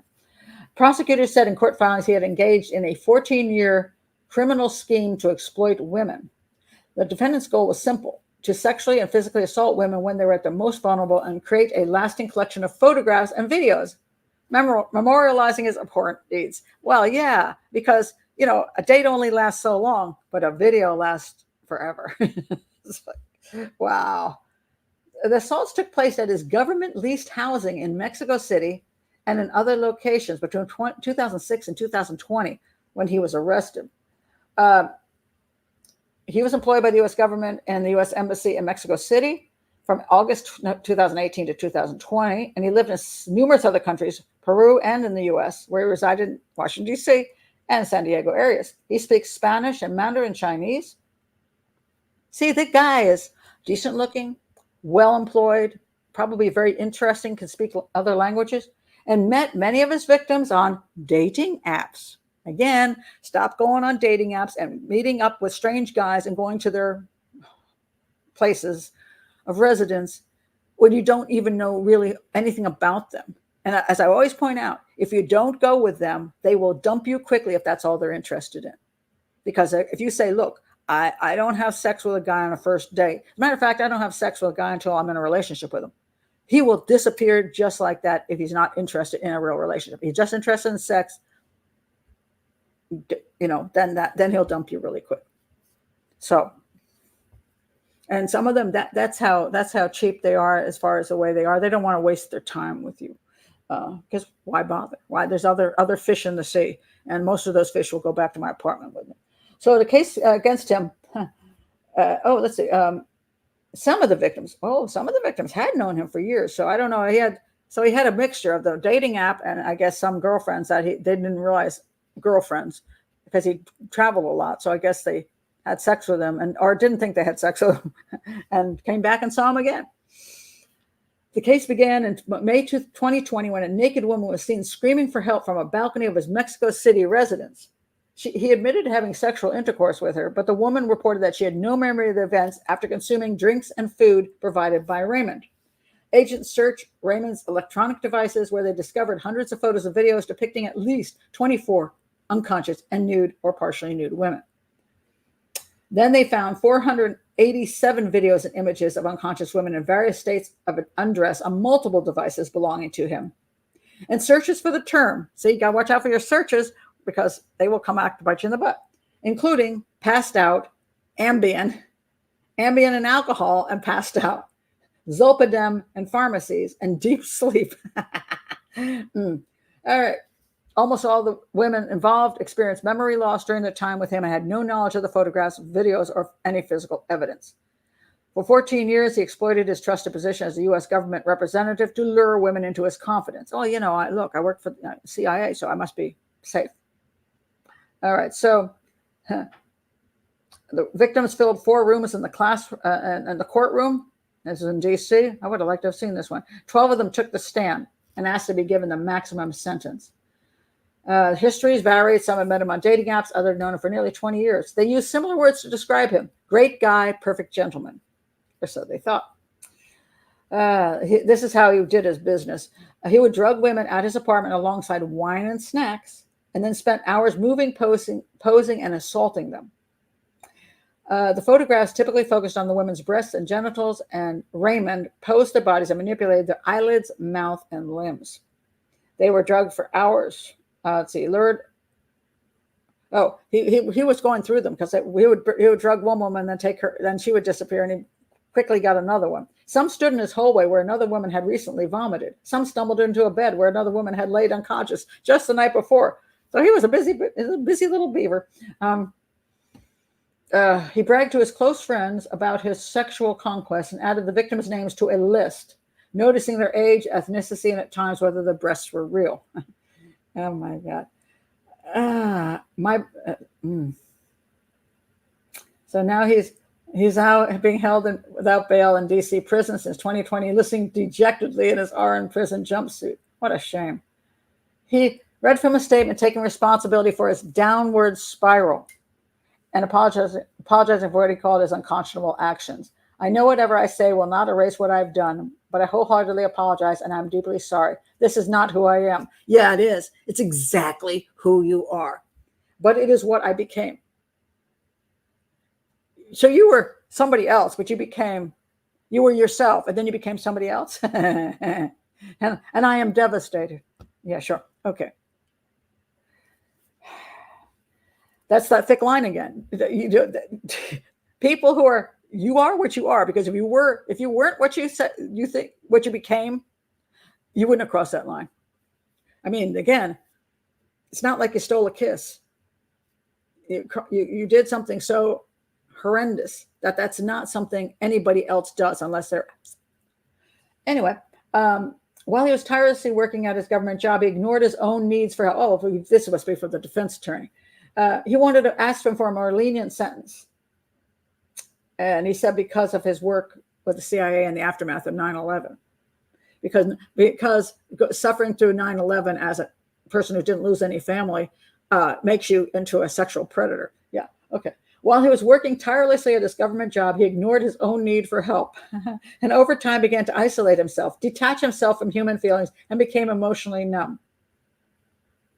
He was an invaluable government worker, but it took its toll on him and sent him down a dark path. Now he's blaming his job. So, but the district court judge says, it's safe to say he's a sexual predator. No kidding. You're going to have a period of time to think about this. Oh my God. Wow. What a creepo. What an absolute creepo.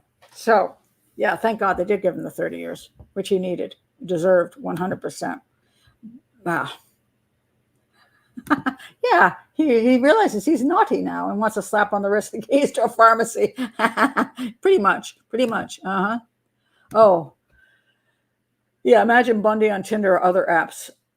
Well, yeah, these apps are, especially the ones that are just focused on sex. I mean, it's extraordinarily dangerous, and it's just, yeah. So pretty bad.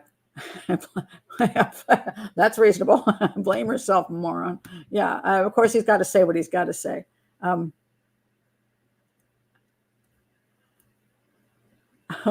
Dude, I don't think so yet, but he may change sexes and go there. Yeah. I wonder if he get away with that. Could be. Anyway, I thought that would, but that's another guy who filmed and preferred the woman to be out of it while he filmed, did photographs and videos. And that's a 100% control of the victim. Because in that case, that sexual predator isn't looking for fear from the woman. He doesn't want her to be terrified and fighting. He wants her to be 100% under his control. And that is true for Jeffrey Dahmer as well. For all the people that says, oh, Jeffrey Dahmer, he loved him and he couldn't stand them leaving him. No, that was nonsense. Jeffrey Dahmer wanted to incapacitate his victims to the point where he could play with them like dolls the same way, where he had 100% total control. And then once he killed them, he continued that control by chopping them up and eating them. So that's just 100% control. That that person, even after death, you still have them. You still control them. Isn't that something else? So it's a version that certain sexual predators like, and it doesn't mean that they couldn't stand the person to leave them. You know, that's all nonsense. Jeffrey Dahmer is a serial killer of the nth degree. And he just had one specific way of doing it. That's all. Let's see. What else I want to mention? Oh, somebody asked me about the Clutters. And this is one of these cases where it's a very ancient case, and it's a solved case. So it's not. I don't really need to analyze, how it happened. I mean, who did it, type of thing. But I was asked to look at this, and I wanted to point it out because. The question was, what about these guys? This is Dick Hickok, and this is Perry Smith. So the interesting thing about this case is not people say, why did they do this? They didn't have to do this. No, they didn't. But they did. So what they decided, they were out of prison. Both of them one was his cellmate, and that would be Hickok. Hickok's cellmate had worked for the farmer. Mr. Clutter, Herb Clutter. And he told Hickok that Clutter had this safe where he had a lot of cash in to pay his people. And so Hickok decided, well, if we steal the safe, start a new life in Mexico because they get all kinds of money. So he contacted Smith, who was another cellmate, about committing the robbery with him. So anyway, he had this plan to do this. They drove 400 miles to the farmhouse. And when they were at the farmhouse, this is where it gets nasty because they did way more than they needed to do. So if they were there to steal the safe, they didn't have to kill the entire family. What they did was they came in, they tied them all up. They gagged 3 out of 4, only left 1 they didn't. They searched. Then they searched the house and searched for the safe, but he didn't find the safe, and they were mad. But this is an interesting statement. The pair had already planned to leave no witnesses. So after they didn't find the safe, they were annoyed for sure. And I guess they didn't find that much to steal. They stole a portable radio, a pair of binoculars, and $50 in cash, which is equivalent to $480 in 2022. And that's it. Okay. They looked for stuff, and that's all they got out of it. Now, they had already planned to kill them, leaving no witnesses. And they did that. I mean, they cut the husband's throat. They shot him in the head. Then they shot everybody else. Now, the claim is here that Smith was the one. Now it's interesting. So this is Hickok's plan, but Smith was the one who supposedly was nastier of the two, and he was the one they claimed killed everybody. But then Smith later said that that's not true. Hickok murdered Nancy and Bonnie, and then. Who knows who's telling the truth? And to me, it doesn't matter. It doesn't matter. The plan was to kill them all, and I don't care who killed whom. I really don't. Just don't. And whatever they said, like Smith said that he felt sorry for Dick's mother. She is a real sweet person. I don't know how much time he could have spent with her before they tied her up, and that was that. Yeah. Again, people saying things doesn't mean that they're true, because these are scumbags of the nth degree. So anyway, they got caught. How did they get caught? Let's see. And of course, this is the Truman Capote book, In Cold Blood, which was one of the most famous early depictions of true crime. So how did they get caught? Let's see where they got caught. What the heck? Why doesn't it say? I'm on Wikipedia, and I don't see where they got caught. That's weird. Okay, they were, okay. 2 ex-convicts were found guilty of the murders and sentenced to death and executed. Okay, so I'm not terribly interested in it. Okay, that's just truth. It makes a great story if you're writing a true crime book, and I'm not writing a true crime book. These guys were violent scumbags. And this was kind of a period of time, the type of guys, just get in a car and drive someplace and commit crimes. That's, it's the criminals. They thought they'd get away with it. They didn't care about killing. Killing people didn't bother them. Maybe they enjoyed it. Left no witnesses behind. I don't even know why they gagged the people, because they're on a farm. I don't know that there was, this is in the night. I don't know if there are any farm hands around at all to even hear anybody screaming. I don't know why they need to bother. Maybe they just like doing it. It can't get in the head of these people. They wanted to, they didn't have a problem killing, is all I can say. And I'm glad they were caught and executed. so there's really not more to say about it. But, so it makes a fascinating story, because it's so horrifying to people. This completely innocent family in the middle of the night. They had 2 teenage kids. The parents, here they are again, the parents, they're hardworking people and live out in the country, and they're killed along with their very nice looking children. For no reason whatsoever, except that they thought there was some money there, and they didn't get as much as they wanted, but they were planning to kill them anyway. So,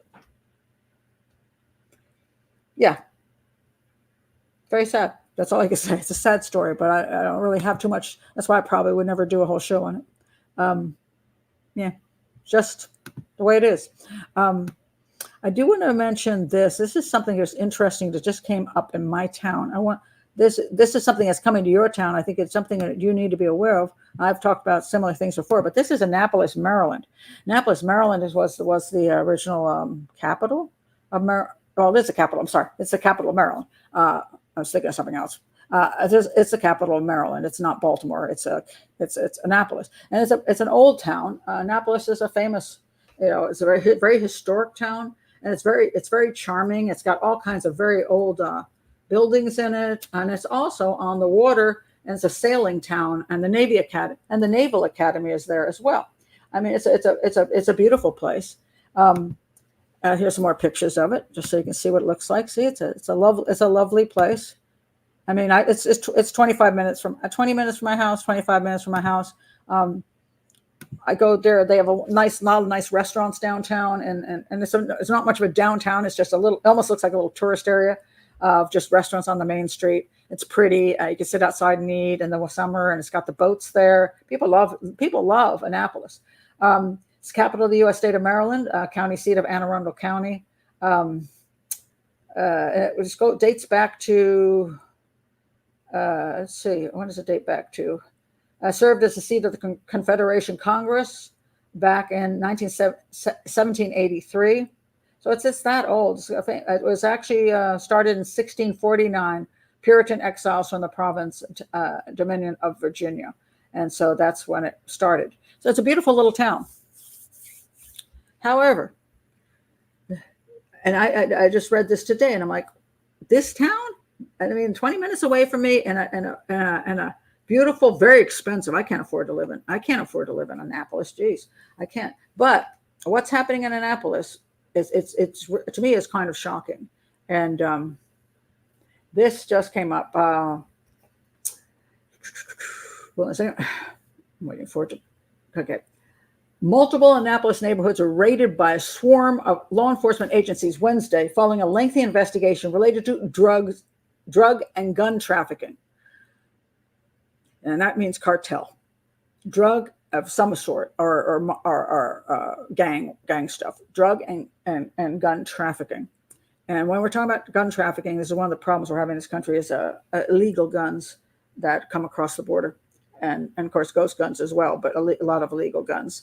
And so, so what happened was early morning operation was part of a larger police action across the state, included parts of Anne Arundel County and Baltimore City, according to the FBI field office. The raid was loud and expansive. 20 SWAT teams. They had 20 search and seizure warrants and 16 arrest warrants. And it says it isn't immediately clear what neighborhoods of this area were searched, and this was they limited the subject of the investigation to drugs and gun trafficking in the city of Annapolis. Didn't specify what organization or gang was being targeted. So they said. So I'm like, well, the first thing that came to my mind is MS-13.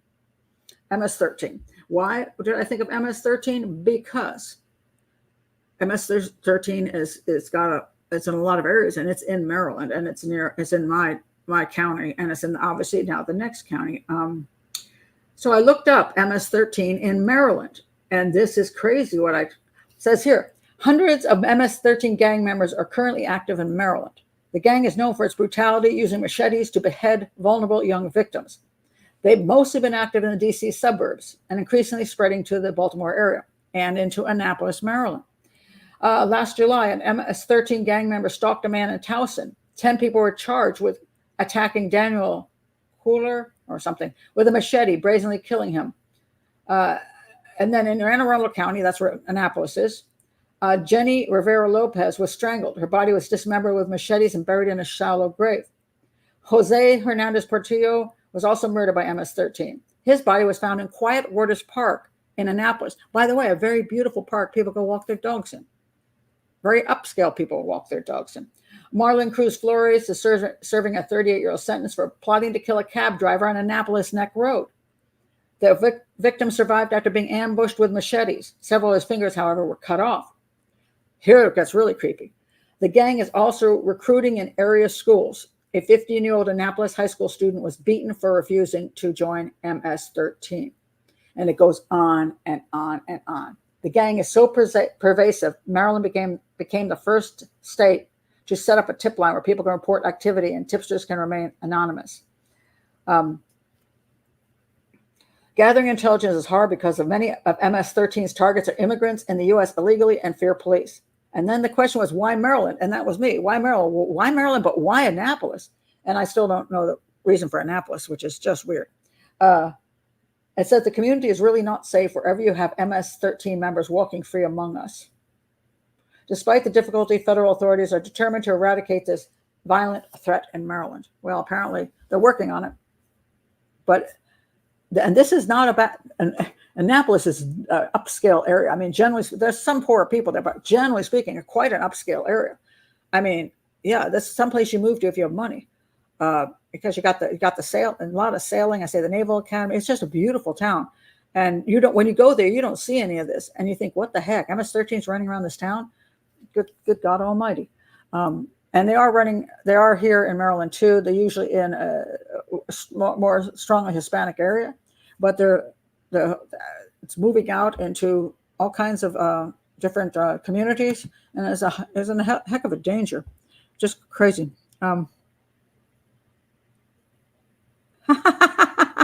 Shall we get together and have a profiling party?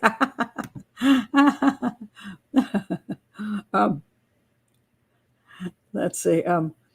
Oh yes, it does. It has. You're quite correct. It's got a great Amish market, and there's two Amish markets. One's in Burtonsville, and one is in Annapolis, and one is, yeah, and they're both really good. So yes, you're correct. Yeah, it's a lovely area. It just blows my mind that it's that bad. Crazy. Let's see. Okay, that was just one thing I wanted to mention. Let's see if there's anything else I want to talk about here. Let me check my list here. I'm trying to make sure I cover the things I didn't cover last week and the week before that I keep forgetting. Okay, mentioning just some of the. I'll do this one for the last one. This was in Welkom. I don't know if I'm pronouncing that correctly. This has happened in. Where am I at? This is. Okay. Where's the pictures? Hold on a second. I need my pictures. Hold on a second. I know the killers. The killers are these people. They're a nice couple. And the statement here is, we wanted a human victim. Oh, that's nice. So Shane Van Heerden, 20, was found guilty of murder, robbery, and dismembering a man's body in a graveyard. A Free State woman was convicted on Monday of being part of an occult murder in Welkom earlier this year. Now, I want to point out that where the heck is? I'm trying to figure out where Welkom is. Now I've forgotten. Hold on a second. Somebody tell me if you're here in the chat room. Welkon. That is in. Okay. I'm trying to figure out where. Okay, wait a minute. I love it when there's not more information so that I can tell what country it's even in. I thought it was Australia or New Zealand, but now I'm thinking maybe it's the UK, and I can't figure it out.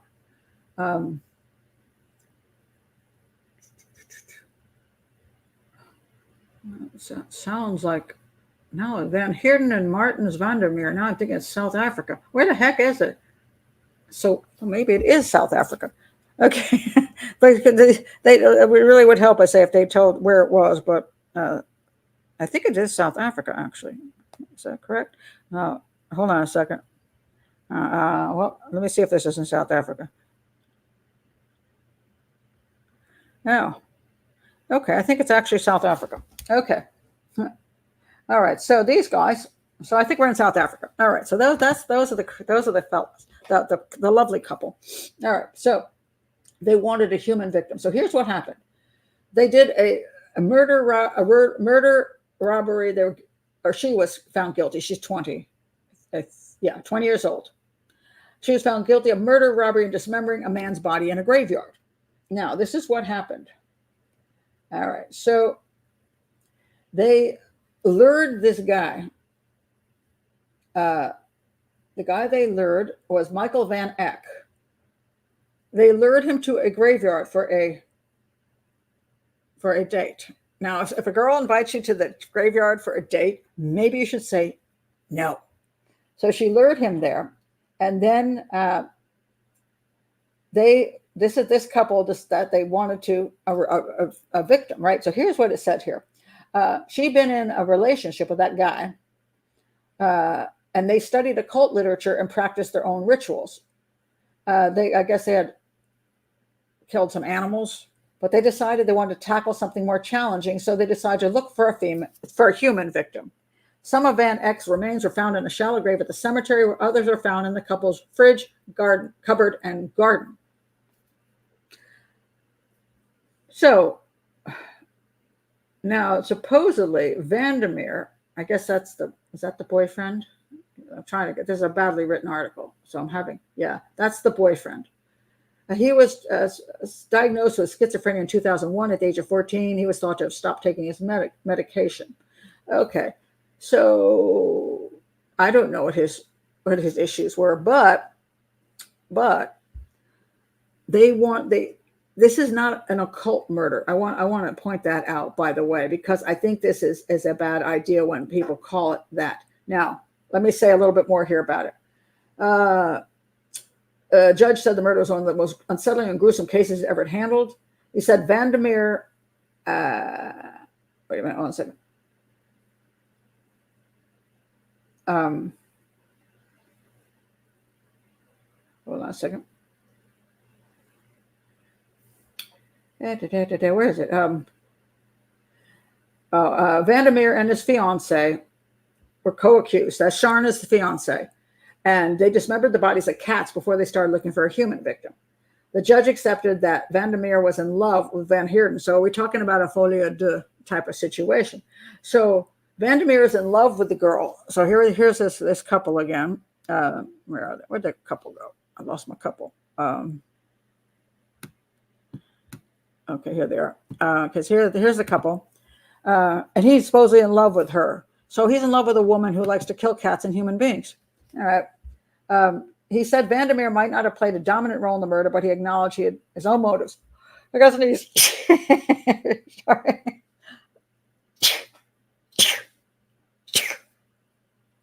Only 4. Sometimes I haven't gotten to 13 yet, but I made it to 12. But he acknowledged he had his own motives in relation to the murder. The murder had been precisely planned, violent, and executed with chilling calculation. Van Eck was lured and murdered to satisfy the murderer's individual macabre purposes. Correct. Whether they looked at occult books, I don't care. They're not part, but people call cult murders. Or satanic murders. You would have to be involved in an organizational group of Satanists of some sort, or occult people of some sort, or a cult of some sort. You have to be involved with the entire group, and the entire group has to plan these kind of things for it to be part of that, to be that. Because you got some, mostly they're kind of late, teenagers just turning 20. Just because they got bizarre ideas and like to look at dark things, whether they like watching vampire films, or whether they like goth, or whether they like watching slasher films, they like macabre things. And then they read books on whatever, sacrifices and stuff like that. They're only acting out their own personal fantasies. It has really nothing to do with any religion. So you got 2 sick people doing something for their own amusement. And that's what it comes down to. It's amusement. And so again, if you get inside the head of somebody who likes to commit these kind of crimes, whether they do it this way or they do it that way,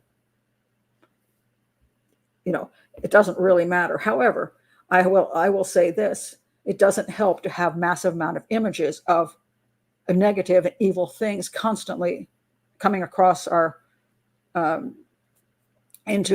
can be streamed, that are on our televisions, movies, everything like this. That if I go to the movie listings, as a matter of fact, at the local movie theater this week, I think there's 7 movies, and 5 of them have to do with murder, with killing and evil and horror. It's all horror. So, you put that in people's heads. If you have people who are not healthy mentally, they get that thrill out of the blood and gore. That's what they get their thrill from. And then they want to enact that in real life. And that is, so to me, yes, I do think these things are unhealthy. And they're in such quantity now. Again, I point out the difference between, same thing with pornography, the difference between somebody having to go to the XXX shop outside of town and sneak in a raincoat and pay $20 for some shiny magazine with naughty pictures in it, is quite different than going to Pornhub and just watching as much as you want and going on any other channel and watching violent sexual assault and having it incoming constantly. And people say, well, that doesn't have any effect. Well, if that were true, we wouldn't have advertising. You wouldn't pay so much to advertise at the Super Bowl. You wouldn't pay for advertising if it didn't work. All those drug ads, constant drug ads you see like at everything these days. You think the drug companies are putting out drug ads for no reason? No, it's because people are then going to the doctor and saying, why don't you give me this? It works. Advertising works. It makes you want to buy that car. It makes you want to drink that beer. It makes you want to buy those tennis shoes. It makes you want to kill people if that's what you're advertising to people. So, and so if you put in enough negative, terrible things into people's minds, it doesn't make it someday, at some point, they may want to act that out in real life. It's not just the fantasy is not enough for them. They want it for themselves. So yeah, it's a fantasy that I'm dressed in expensive clothing. But after I watch tons of these programs with everybody in expensive clothing, I want that on me. I don't want to just watch it, And if I watch a lot of sexual stuff, so, sit there and watch some guys watching women being, tied up and stuff. Now he's like, I want to tie up a woman for myself. So he might go to a bondage site and maybe hopefully meet somebody through, that he can get permission. But then maybe he doesn't care about permission after a while. So that's the problem we have. We have things that are obviously not healthy for people to get into their minds. But this is not. I would not call this a cult crime. Or satanic crime. I just call it a deranged crime. They just wanted to do the most horrible thing. And there's a bunch of teenagers who want to know what it feels like to kill. And they want to know what it feels like to kill in the most horrific way. And the more horrific, the better. It's not a healthy thing going on. Not healthy. You lived, yeah. Oh, you lived at Fort Meade, fairly close. Yeah.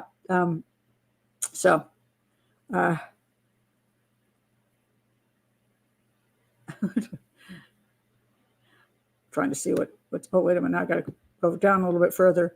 The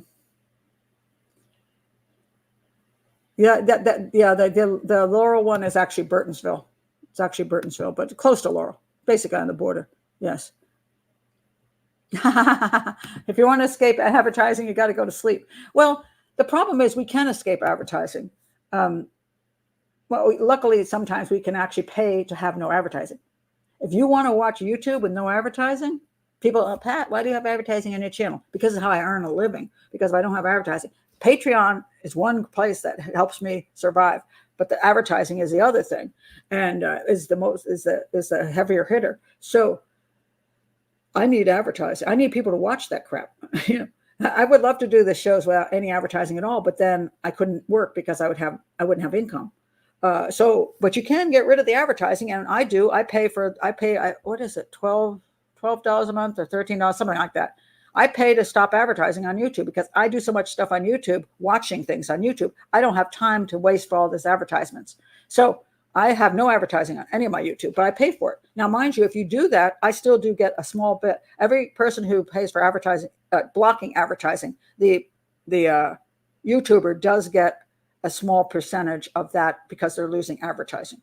So they're not totally leaving us out. But yeah, I mean, there's a lot of ways to avoid advertising. Reading books doesn't, you can read books and there's usually not advertising in the books. You can take walks. There's no advertising on your walk. I mean, it might be a billboard, but you can avoid 90% of what's out there by not involving yourself in the things that put that out there. And you can choose to watch healthy movies. You can choose to read healthy books. You can choose not to watch every garbage thing on TV or every garbage YouTube channel. You can choose that. The problem is a lot of parents their children are being inundated with this stuff behind their parents' back or with the parents just not paying attention. And so they're getting too much of this in their heads, and it's an unhealthy thing. And since advertising does work, I have to say, it's not a healthy thing that and if you have a kid who is real strong and all that stuff, they might not get suckered into it. But on the other hand, they may. That's why kids get into drugs. That's why kids get into drinking. That's why kids have sex too young, because they go with the flow. And parents are the barrier, and the community is a barrier to allowing negative things to get into their kids' lives. We just don't do enough about it. That's the problem. We're a negligent we're negligent as parents and the schools and as communities. We're allowing too much garbage into our kids' head. And then you get somebody who wants to take you to the graveyard and chop you into little pieces. So, well, watch my. Oh, did you watch the show? Okay, I think you might have. Yeah, I mean, most people think Skakel did it. I'm one of the rare voices. RFK obviously he did a book on it. He doesn't think that Michael Skakel committed the murder of Martha Moxley. I've talked. I somewhere along way back we had a short communication between the two of us about that. He did. I didn't believe his theory. I thought his theory was nonsense. But he's not a criminal profiler either. But the evidence does not support Michael Skakel at all. That's outrageous. He got convicted. The live-in teacher guy there. He was later arrested for crawling in women's windows. He was a sexual psychopath. The guy that was staying with him. And he was older and more able to do these kind of things. And he had access to the golf club and the way to do it. And if you watch my video on the case, you'll see why I think it's that guy. His brother Tommy was a better suspect than Michael. But if you're going to pick somebody, Michael would have been out of the three suspects. Only three people could have done it. Michael was the bottom suspect. Tommy would be next, and the teaching assistant guy. My opinion, he's the most likely person to have committed the crime. But because of, fortunately, Dominique Dunn and what's his name, Furman, they pretty much painted the crime onto Michael Skakel, and that's how he ended up getting convicted. And I think it was a travesty. It should never have happened. It was unbelievable. But he was a Kennedy, and it was like anti-Kennedy time. And he wasn't overly likable. He said things he shouldn't say, so didn't help his own case. But I don't see the evidence did not support him being involved. So, yeah, he's done a lot of good stuff. I just didn't like what he did with that case. I did not. I think it was. Yeah, I think he should have stayed out of doing analysis. So, that's the problem. Yeah, I have it in the video. It's the teaching assistant that was there. I've forgotten everybody's name now. Yeah, he was the one with he was a sexual psychopath. It's proven. It wasn't that it wasn't proven. He was a sexual psychopath, and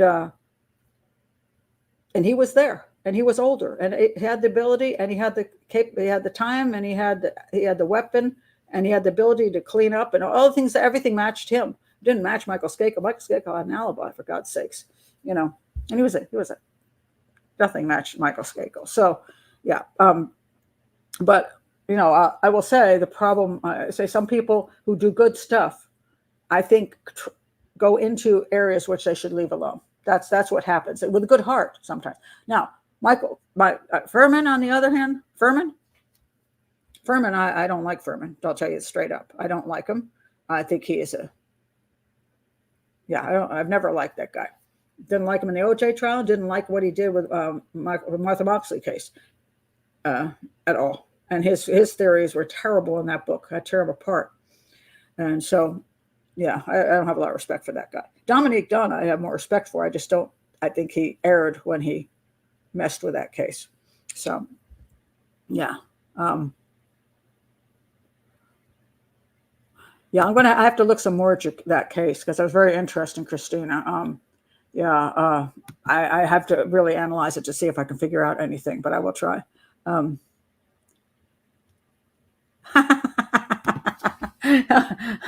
Icelandic.